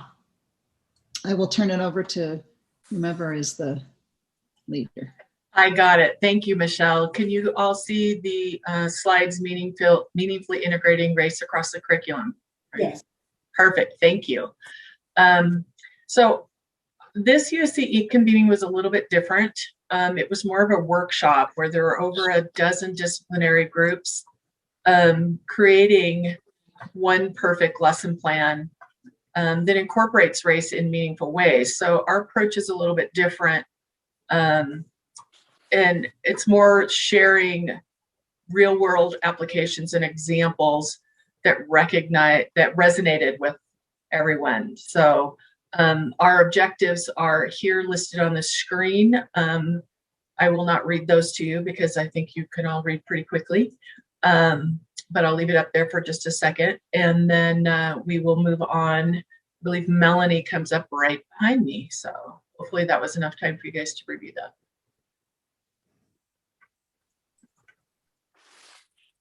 Hi all. So wanted to share this invitation to Brave Space. This is a resource that was shared in the USC e-convening. And I'm just going to take a moment to read it. Together we will create brave space, because there's no such thing as safe space. We exist in the real world. We all carry scars and we all have caused wounds. In this space, we seek to turn down the volume of the outside world. We amplify voices that fight to be heard elsewhere. We call each other to more truth and love. We have the right to start somewhere and continue to grow. We have the responsibility to examine what we think we know. We will not be perfect. The space will not be perfect. It will not always be what we wish it to be, but it'll be our brave space together, and we will work on it side by side. This was something that was shared as a resource you could have, on your first day, and to share that accountability. It's not just up to the instructor, but to the students, all the participants, to create that brave space. I'll turn it over to JD. Thank you. Hello, everyone. The group I was a part of combined all of the social sciences, and we were unable to actually finish a lesson plan. So what I decided to do is connect some of the ideas, what we learned in the workshop, to what it is that I do, and then explain that. So this just applies to history and political science in particular, but it certainly can be applied in different places, I think, as well. And as a side note, technically, I think history is more of a humanity, but I'm just going to leave it alone for today. That's a discussion for another time. Anyway, so there are two major points I'd like to talk about. The first of which involves choosing materials, and the second of which is teaching methods. With the choosing materials, what I typically like to do is I like to sit down and take a look at the course outline and think about all the content that falls within the course itself. And so what are the different topics? And I think of this kind of like a puzzle. And so what I typically do is I go from that point, from that outline, and I think about, well, if it's a history class, what primary sources could I incorporate, or what secondary research articles or excerpts of books? If it's a political science class, typically I like to use excerpts of books again and secondary materials like articles from peer-reviewed journals occasionally. But I also like to incorporate government agency and nonprofit reports, because this gives students an opportunity to look at different types of items that are relevant to the disciplines. So I always take into consideration the demographics of the student body. For the people who I've talked to about where I used to work before I came to LTCC, when I was in Houston, I taught at a community college of 22,000 students. When I left, it actually had 22,000 students. And we had a very, very diverse student body there. When the campus originally opened in the early 2000s, it was 70% Caucasian students. I didn't teach at the campus then. I started there in 2014. But when I left in 2018, it was 28% Caucasian students. So I always take into consideration the demographics. Now, there are some courses I can make reference to here just as some examples. In History 113, which it includes the 20th century and into the early 21st century, some of the readings that I've chosen to plug in on the secondary level: Boarding School Seasons, American Indian Families, 1900 to 1940, Decade of Betrayal, Mexican Repatriation, the 1930s, and then also Black Power, Radical Politics, and African American Identity. Those are just some of the materials. And I was just thinking about it early before class in my American government, before this presentation, in my American government class, I had the students read the Women, Peace, and Security Index from Georgetown Institute for Women, Peace, and Security to work on the gender issue and to compare the United States to other experiences of women around the world. So yeah, just depends on the class, and then that will determine per the outline what I do more with primary source or secondary source materials. As far as the methods are concerned, I typically have an assignment that's attached to everything we read because I want to make sure that people have done it. And so whatever that assignment is, whether it's putting together a theme list or an idea list or writing a paper, my goal when I come in is to lead a discussion. By leading it, I really mean facilitate. And there's a difference between being a facilitator and a director.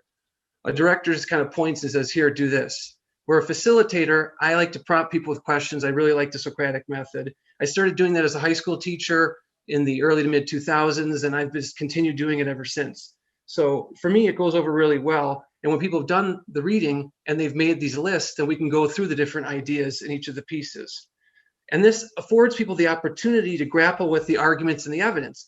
Now, the ultimate goal, and I don't know what year it is that it started, probably when I was a high school teacher, because for people who don't know, I do lean to the left, but when I was a high school teacher, I taught in a right-leaning community, an agricultural community. I was a vegan teaching in an agricultural community.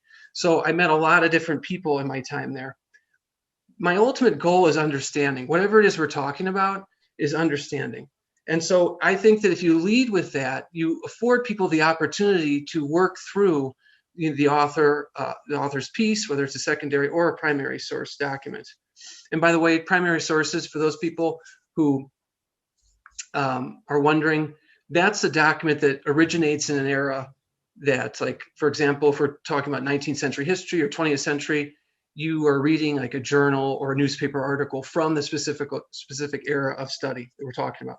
So my goal is understanding, and we always focus on the author's work. It's not about me. I don't ever want it to be about me. I might be the facilitator, but the focus stays on the argument and the evidence, or whatever point or whatever theme. If it's a primary source document, what is the theme that the author is talking about? Everyone is entitled to a respective interpretation of each piece we read, and respect for different views is imperative. So if someone were to challenge an argument in like a secondary article, they're more than welcome to do so. And I'll say, well, do you have any other evidence that you can bring to the conversation that might challenge it? And when we could talk about it. And if sometimes students do give me materials, and I'll share them with everyone else. As far as the assessment's concerned, it's important because there's both formal and the informal assessment. The formal assessment is, of course, grading the assignment itself and how well do people process what it is we're trying to do. And the informal assessment is, what is the attendance of the class? Do people actually show up to that class meeting or not? That kind of gives you a sense as to how interested people are in the topic, whatever it is we're talking about that day. And also monitoring in-class behavior and how, in terms of how people respond to the content itself. So that's what it is I try to do. And that's it. Thank you.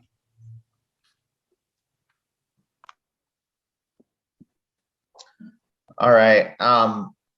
So I was in the STEM, I guess not really STEM room, because the math folks had their own room, and we took a very, very different approach. We kind of came to the conclusion that that designing one perfect lesson plan about race was going to be really, really hard when it came to biology and chemistry and physics, because there's it doesn't seem as overtly related, and because we thought that it made more sense to interweave the material and the concepts in throughout the course, bringing them up when it was relevant to the material we were covering.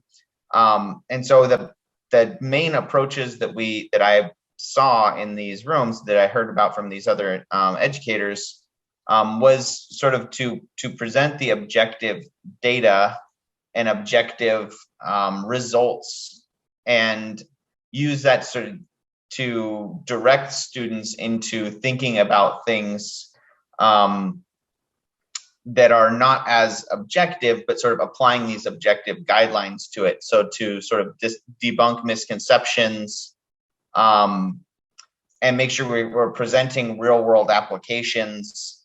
The one that always is really interesting, that's a place where organic chemistry directly ties into real world policy, is the differencing in sentencing guidelines for powdered cocaine versus crack cocaine.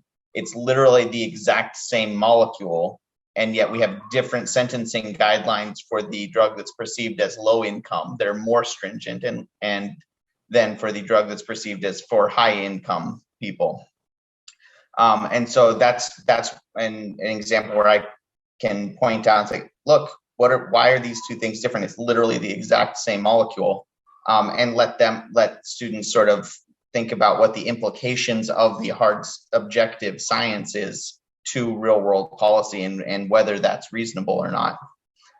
And then the other main tactic that was discussed was sort of framing discoveries as a function of different culture and time periods. For instance, a lot of different mathematical breakthroughs happened independently several different times throughout history in different parts of the world.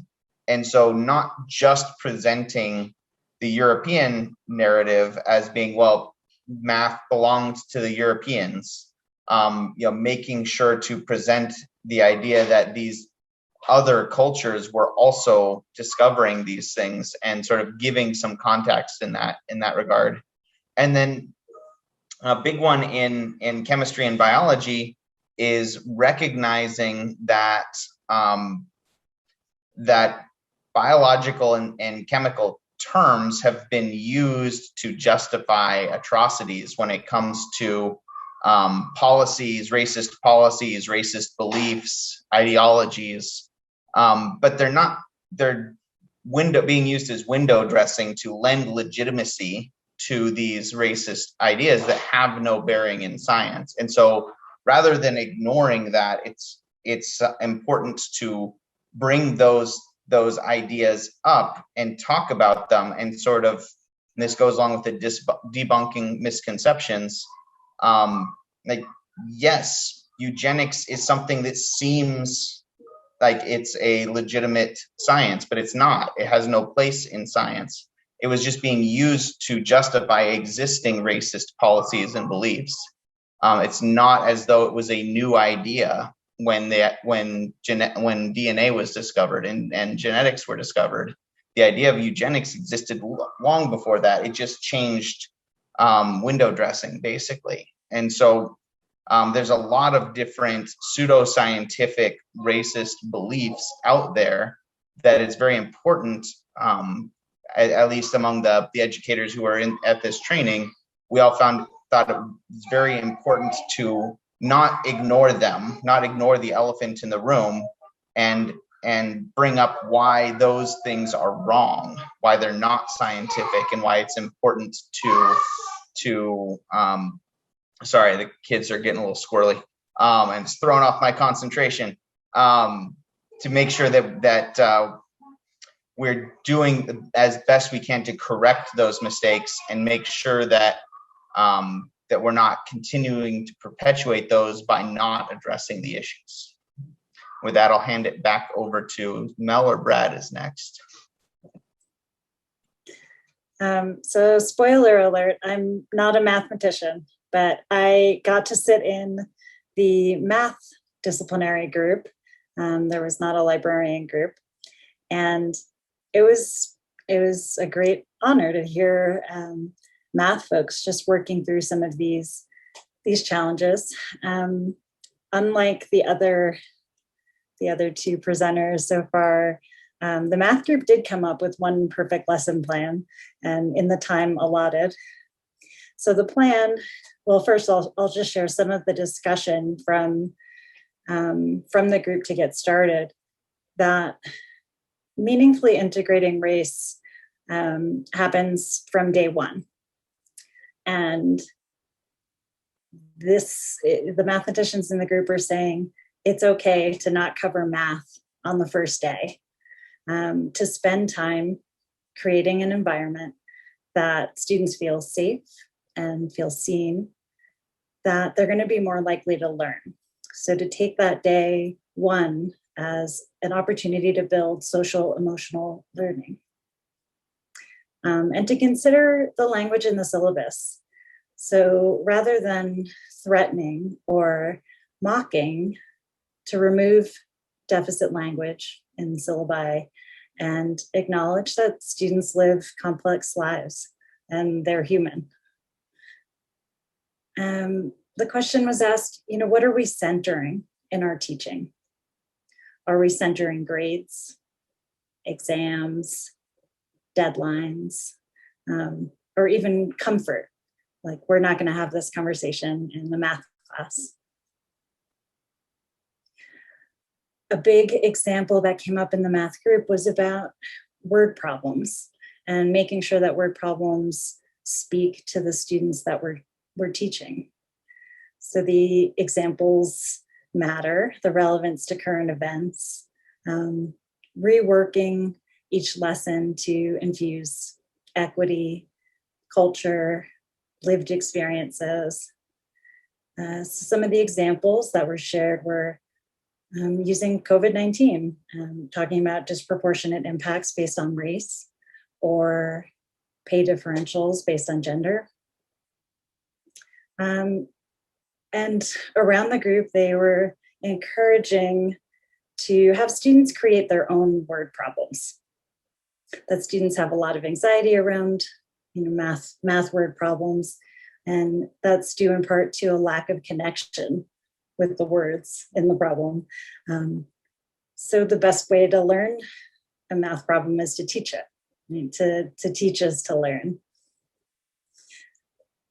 So our one perfect lesson plan centered around the Marshall hypothesis. This is from the Supreme Court ruling, Furman v. Georgia, 1972. Justice Thurgood Marshall, the first African-American justice, hypothesized that if the American public knew the realities of the death penalty, how much it costs, how it's implemented in different communities, in different states, that they would be less likely to support it. In other words, levels of support for capital punishment are associated with the amount of knowledge that one has about it, except in cases of extreme retribution. That's unlikely to change anyone's views at that point. So the lesson involves talking about this ruling, which of course was overturned, and what has become widely known as the Marshall hypothesis, which has been empirically tested amongst a variety of different populations. And the lesson uses chi-square distributions to test the hypothesis. I watched a bunch of YouTubes about chi-square and I could still barely explain it, but I will just say I understand that it's to kind of map out the probability between what's expected and what's actually present in the population.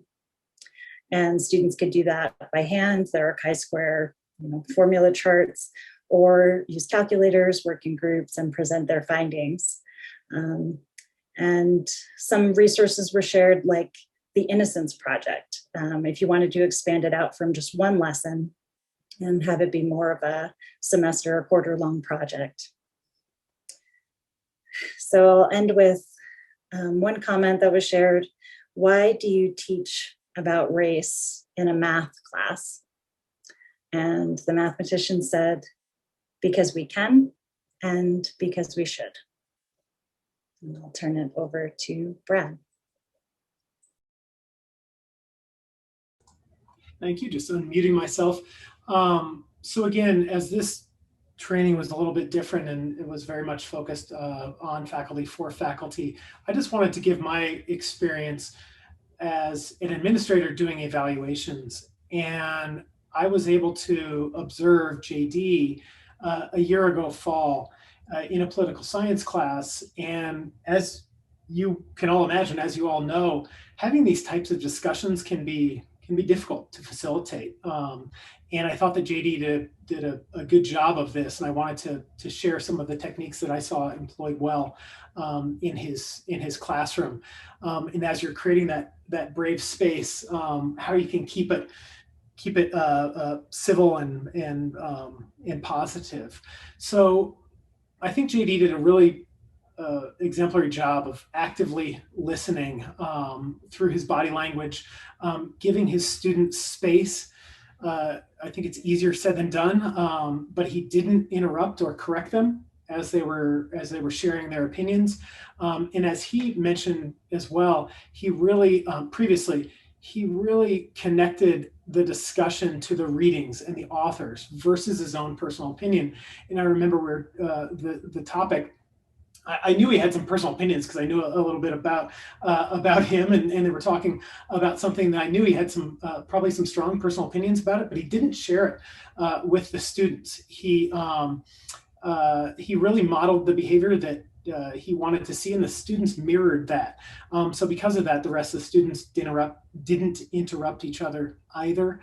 And he had a couple of good kind of techniques that he used to answer students, because I think they were curious. They were saying, well, what do you think, JD? What do what's your opinion?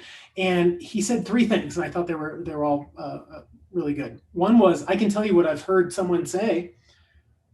He said, it doesn't matter what I think. It all depends on what you think. And then finally, he said, I don't know, and I don't think you want me deciding for you. And I thought that was really nice. So again, I want to thank you for all. Some of you have watched this presentation now more than once. We felt like we wanted to share this very important topic of integrating race across the curriculum with our entire full-time faculty group. And at this point, we'd like to open it up to debrief and have some of our faculty members share your experience, some questions you might have of JD, Mel, and Sean, and just open up the dialogue.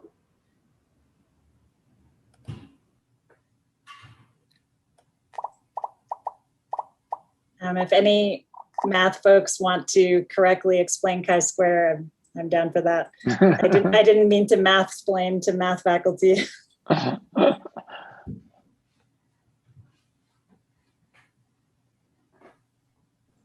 I'll start with a question for the group. You know, since the events of last summer, and here we are in a virtual, almost virtual world here. How have you addressed it? Has it come up in class, and how have you handled it? And what's been the student reception? I know it can, having a face-to-face discussion can be different than moderating one online or virtually.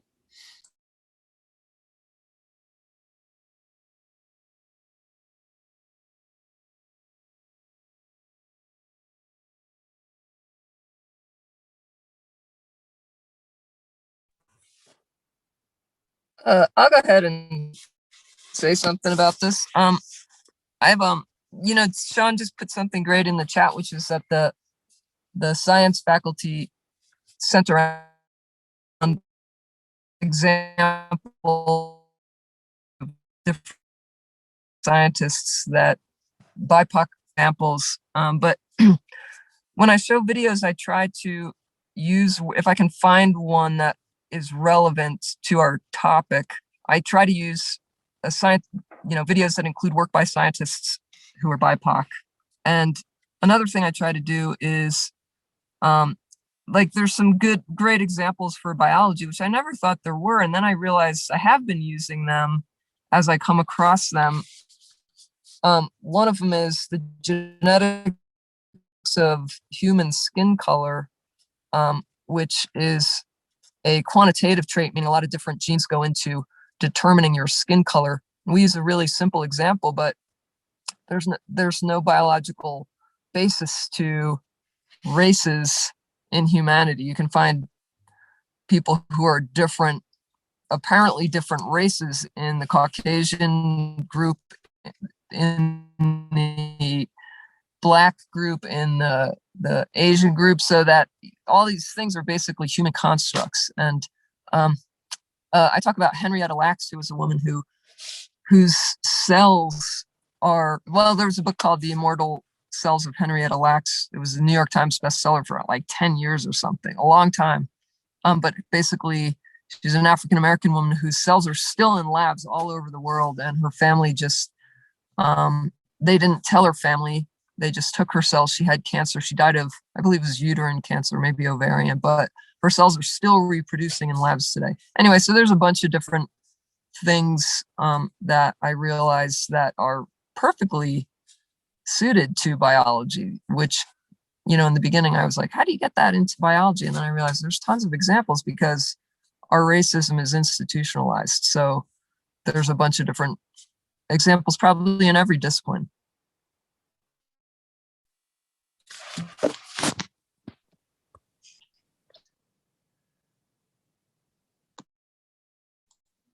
Go ahead, Benaz. One of the things I wanted to say from my view, because English is my second language, and 24 hours I hear English, which is good. I'm improving in my English language. But when you are far from a country, you don't hear your own native speaking language. You get very happy when you hear someone says at least just one sentence, or just hello, goodbye in your language. You feel like, wow, you feel like a second you are in your between your close to your family. So one of the things I do, if I hear some of my students are from different countries, they came, I have some students, when I go to a lab or see their assignments, I try to learn like 1 or 2 sentences from their language, just maybe hello, and just drop it there, get that connection with the student. I think it's very helpful to include them in the class.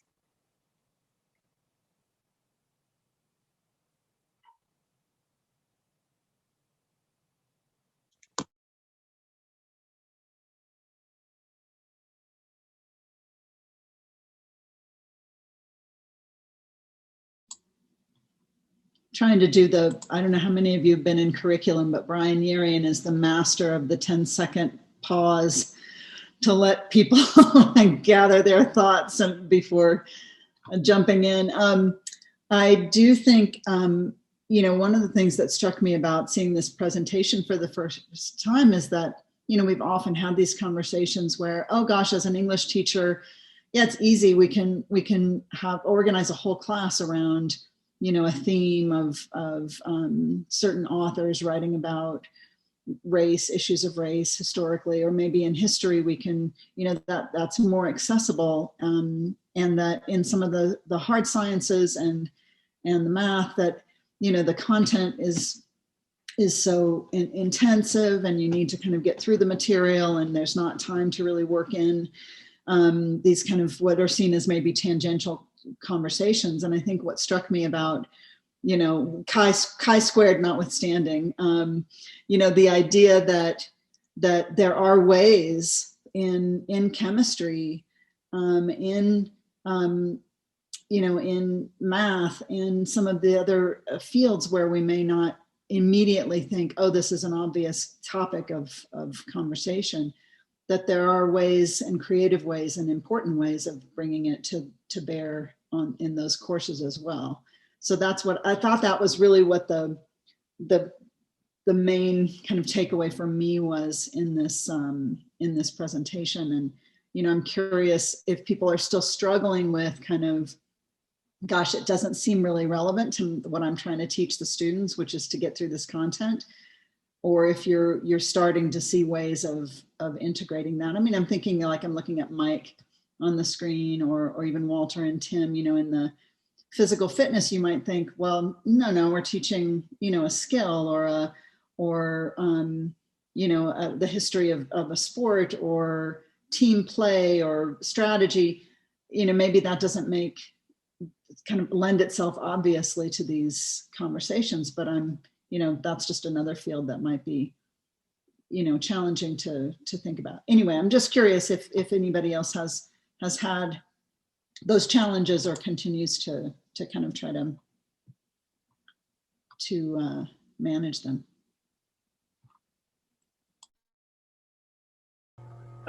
Since you used 3 of our names, I'll jump in here.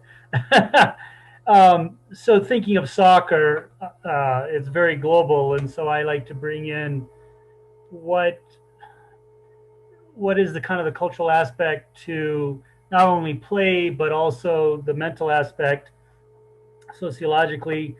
What happens in, you know, South America versus Asia versus Europe versus America, and bring that to the students' attention, and also different playing styles, and so get them kind of thinking about that. And one experiment I did is this was at Mission College, and we had probably about 30 students, maybe 40 students in the class. We had a big space, so I decided to put everybody in their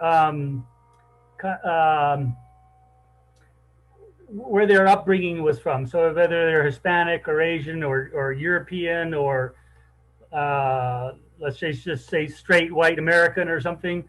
So I put them in kind of these World Cup teams, thinking this would be a great idea. And it turned out to be horrible, because all of a sudden they were Brazil against, you know, Germany or something. And we ended up having a lot of little fights going on. But it was interesting when you put them into their home country, things changed mentally and physically how they played the game. So it was very interesting. Yeah, that's a good lesson. Sometimes we do those things and it's like, oh, okay, well, that didn't really work well. I was always the first one to admit that. Okay, this is an experiment and maybe it's not going to work. But yeah, you can learn from that. It's interesting. Mel, you have your hand up. Yeah, I just conferred with Mike and we agreed it was okay to share. I did 2 sessions with the Promise students, one on media literacy and one on information literacy, scholarly articles and that kind of thing.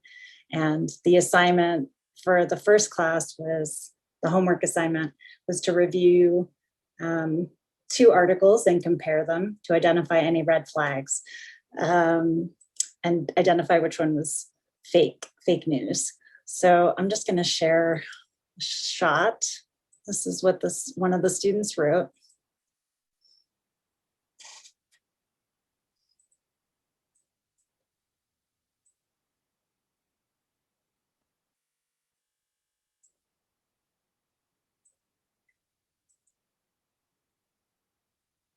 Mike and I were curious how folks would approach this.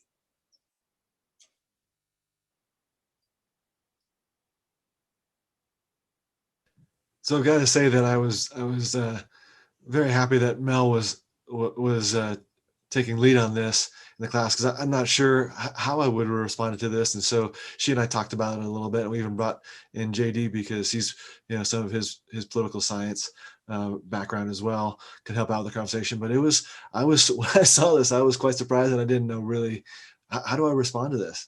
And so I'm glad that Mel was there to respond.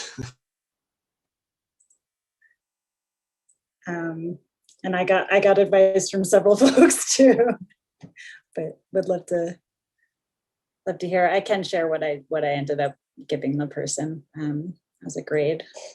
It's a 0. They didn't do the assignment, but other thoughts?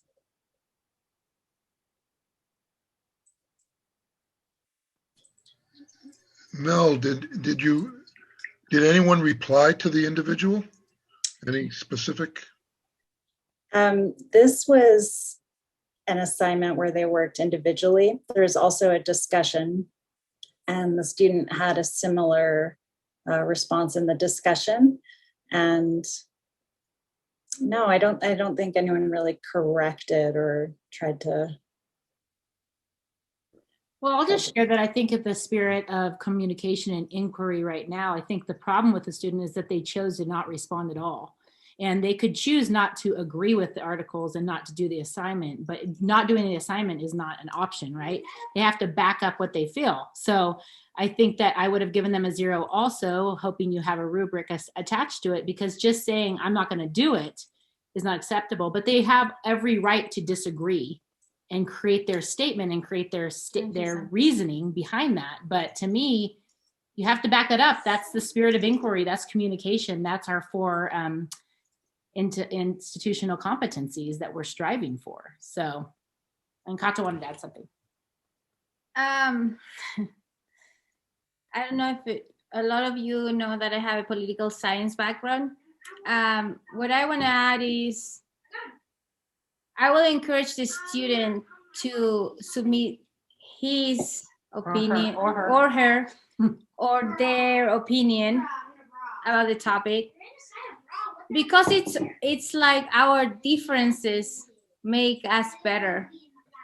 I think we're getting so intolerant with differences between each other, and because we are so polarized, because of politics, because whatever news, I think it's valuable to hear all the points that we can hear, and then show facts.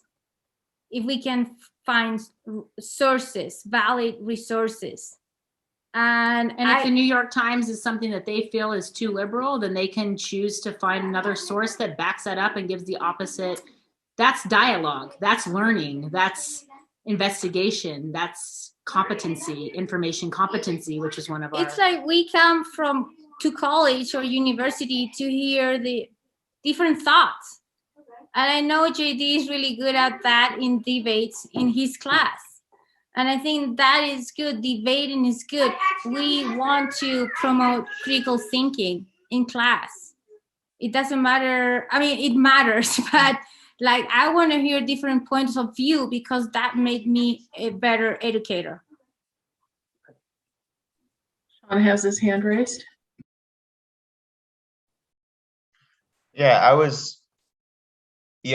I have my students do a research project where they have to look into sources both in favor or against pseudoscientific topics, and the definition for pseudoscience is very broad, including everything from religion to chiropractic care. And so there's a lot of things that are somewhat reputable that fall into this category. And the point of the exercise, though, is to strip away the commentary from people that have an agenda and just be left with the raw facts as best you can determine them from reading both sides of the assignment. And so I think that's in the case of the student that Mel and Mike were talking about, I think that's a great way to approach this. Okay, well, if you won't even read the New York Times article and find opposing articles, then I don't know how we can have a dialogue about this, because you're just point blank refusing to engage. And that's not how university or college courses work. You have to engage on some level, even if it's with material that you don't agree with. You still have to acknowledge that it exists and have some sort of attempt to approach it from an objective standpoint. And when students won't do that, then there's not a lot of conversation to be had. If they don't do the assignment, then they get the 0. If they're willing to at least try, then you can to approach it from both sides, or to find a reputable source and strip away the commentary, then you can give them a grade. But if when they won't even engage, then I think giving them a 0 is about all you can do.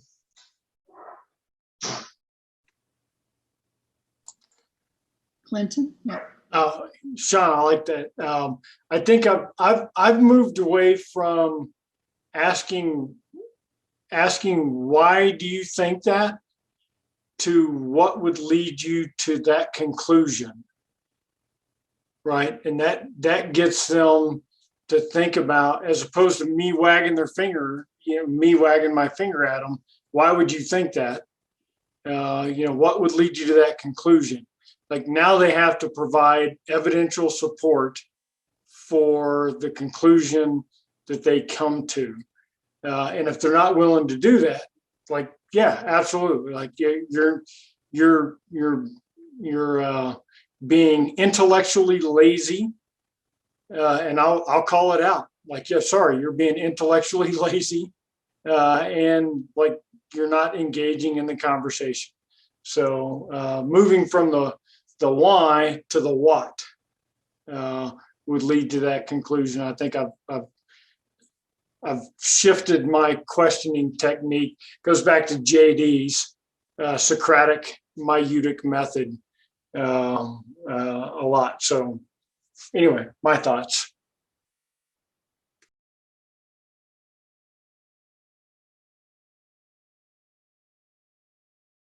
And yes, they would have got a 0 for not answering, because the only wrong answer is to not answer.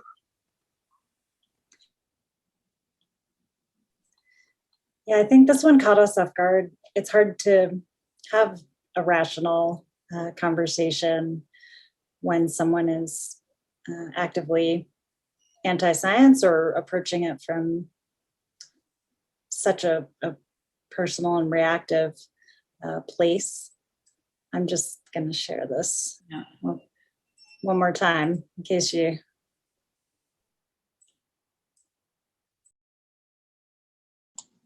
What I think is interesting is that I think what you thought, and maybe what Mike thought going into the class, and this is a promise class. This is a class about engaging students in the college and helping them feel a connection and moving forward. And it wouldn't necessarily be an obvious place where these kinds of issues would emerge, except that you kind of invited the maybe the topic. I don't know what the article was even about, the original article, but it is interesting to kind of think about how how students are approaching college, right? What are they coming with?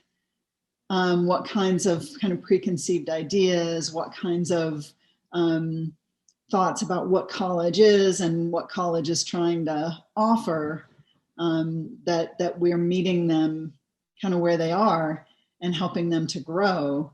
A lot of people want to just be reaffirmed in what they think, from whatever that perspective is. And so, I think what you wrote is kind of saying, okay, it's not saying, oh, you shouldn't think that, that's a stupid thing to think. Obviously, Melanie would never say that, but it's saying, hey, no, the point of college is you have to engage and learn and grow and understand how to argue your point and how to support your point. So I don't know, it seems relevant. And I think, in terms of all of the conversations that the presentation was addressing too in those topics,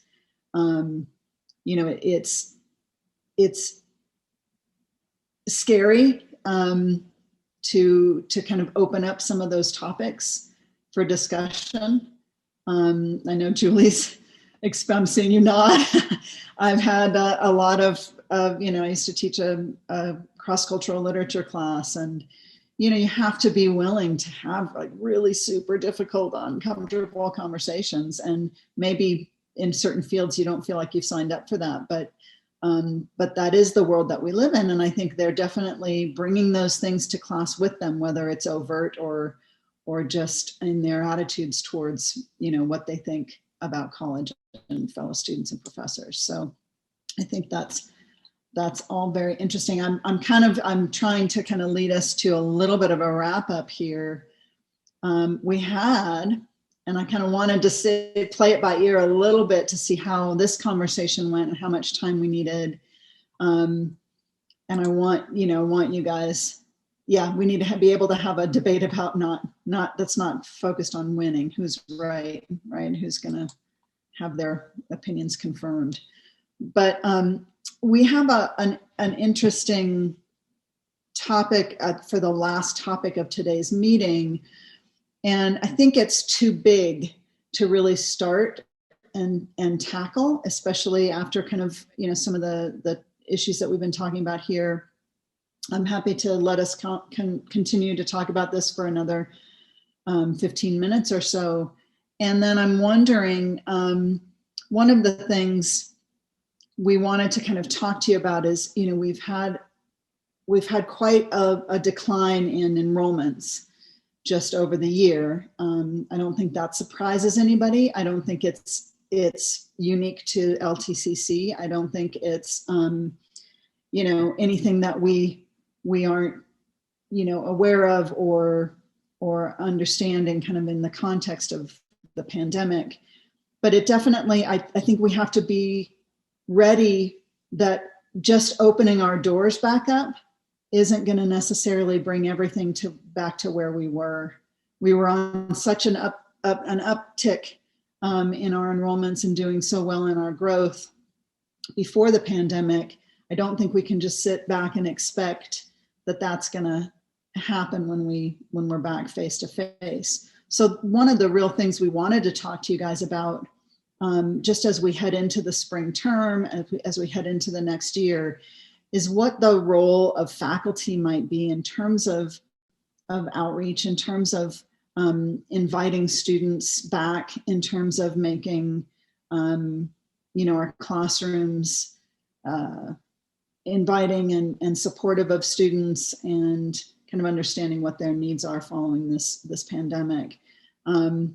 So I think I'd like to ask Brad maybe to share, just two examples of some outreach that some of your fellow faculty members do. And then we'll follow up, I think, in the spring with more, or maybe through some email communications or some presentations with more information about some other ideas about outreach and maybe retention, things like that. So Brad, do you want to just share what you had? And then, yeah, I think the agenda, my agenda says 4:45, but I think your agenda said 4:30. So I don't want to keep you too long past. Well, then I'll talk fast. I'm sharing a couple of examples, and I just want to kind of point out, coincidentally or not, the two departments that I'm highlighting where a faculty member is proactively reaching out are two of the areas that are not seeing declining enrollments. One is in wilderness education. I think you've heard some of us talk before that I've taken a couple of these classes with them, and I get this automatic email from, which is, "Dear Brad, welcome to the department." Gives me some information, some links. If you want to talk to a counselor, student ambassador, go to Cranium Cafe. He gives me all of the actual protocols on how to access the class. And then typically he provides at the bottom of the email more classes you can take that might be of interest to you, as well as more information on the degree and the department. And then the other one is, and wilderness is booming, I think for a lot of reasons, right? People want to be outside, and that makes a lot of sense. But also he's very aggressive in marketing to his students. And then the last one I'll share is from John. And Dr. Kingsbury has done this for years, this shameless plug. And he sends it out and he says, "Hey, we hope you might be interested in taking another class or two with our fine business faculty, especially some of these late start classes that he strategically schedules with us." And and so he lists all these classes. And again, right now, the business department is, coincidentally or not, looking pretty robust. I do just want to kind of reiterate what Michelle had just said, that we're at kind of a critical gap right now, and I think it's going to be all hands on deck to ensure that when we get back, our programs are viable and our enrollments are robust. I'd mentioned this before, that I think we would be remiss if we did not get aggressive right now. So we're kind of ringing an alarm bell. So that's that on that.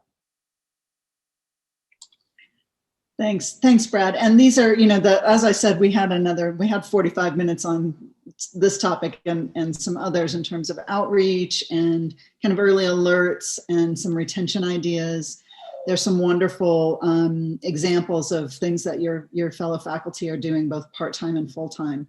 So I think we'll share that in another way with you. And just know that we have some resources. We have Clinton actually works with Elizabeth Ballant to get kind of email lists and things, so he's not having to kind of do that work, but then he sends those emails out and they come directly from him. So there's a personal touch there. And we have some other kinds of data resources that might be helpful in terms of kind of preemptively supporting students who might struggle as they come back for face-to-face classes. Yeah, Wynn, I saw you raise your hand. Yeah, I'm sorry. I missed the first part of this meeting because I was giving an exam. And so are we in the fall going to be having like one of those student welcome things like we've had a couple of years ago? I mean, where we display all the majors and, like we did, where Clinton had the climbing wall, that type of thing. Is that going to be done in the fall? Because that, I think, was a really good way to kind of get students welcomed. And, I was just wondering if there are more things along those lines that, we could do. Jeff, I saw you unmute there. Do you want to respond? Yeah, I mean, I think likely. I mean, in person, not. Yeah. I mean, I know we did it virtually. I was actually part of it last fall virtually, but, obviously it's a lot different if it's in person. That's the intent right now, but, we'll see how things kind of move between now and September. But yeah, the intent is to have, as much face-to-face of our typical stuff by fall. Yeah, because I think the more of that and, like student activities, that we could offer, I think probably more people, more business will likely to be drummed up. I think also, we are going to try to do this spring a senior day, and we're hoping that, with the high school maybe opening up a little bit more, that we might be able to incorporate some face-to-face things. And I think that our main goal in talking to you guys about it is we think there's a real role for faculty in these kinds of outreach efforts. And because the students, what they're coming to college for is you. And what they talk about is you. When we ask them what they, what the best part about college is, they say it's my faculty members. And we know that the faculty are on the front line, and you are the ones who are the most likely to make that connection with a student that brings them into a pathway that helps keep them and support them and help them be successful. So that's really what we're hoping to do in the next, the kind of through professional development for faculty is help support you, help support our adjunct faculty in figuring out, how can we involve you more in being that kind of face of the college and that invitation to students, to your fields, to your classes, to your degrees and certificates as well. So, okay, I'm gonna wrap us up. There's so much more to be said on all of these topics, on Program Mapper, on the presentation you heard this afternoon, on the outreach efforts and the retention efforts. It's ongoing work, but it's been a long day, it's been a long week, it's been a long year. And so we'll go ahead and wrap up. Please feel free to hang out. We won't close the meeting down right away if you guys want to chat with each other more about anything. But thank you so much for your attendance today.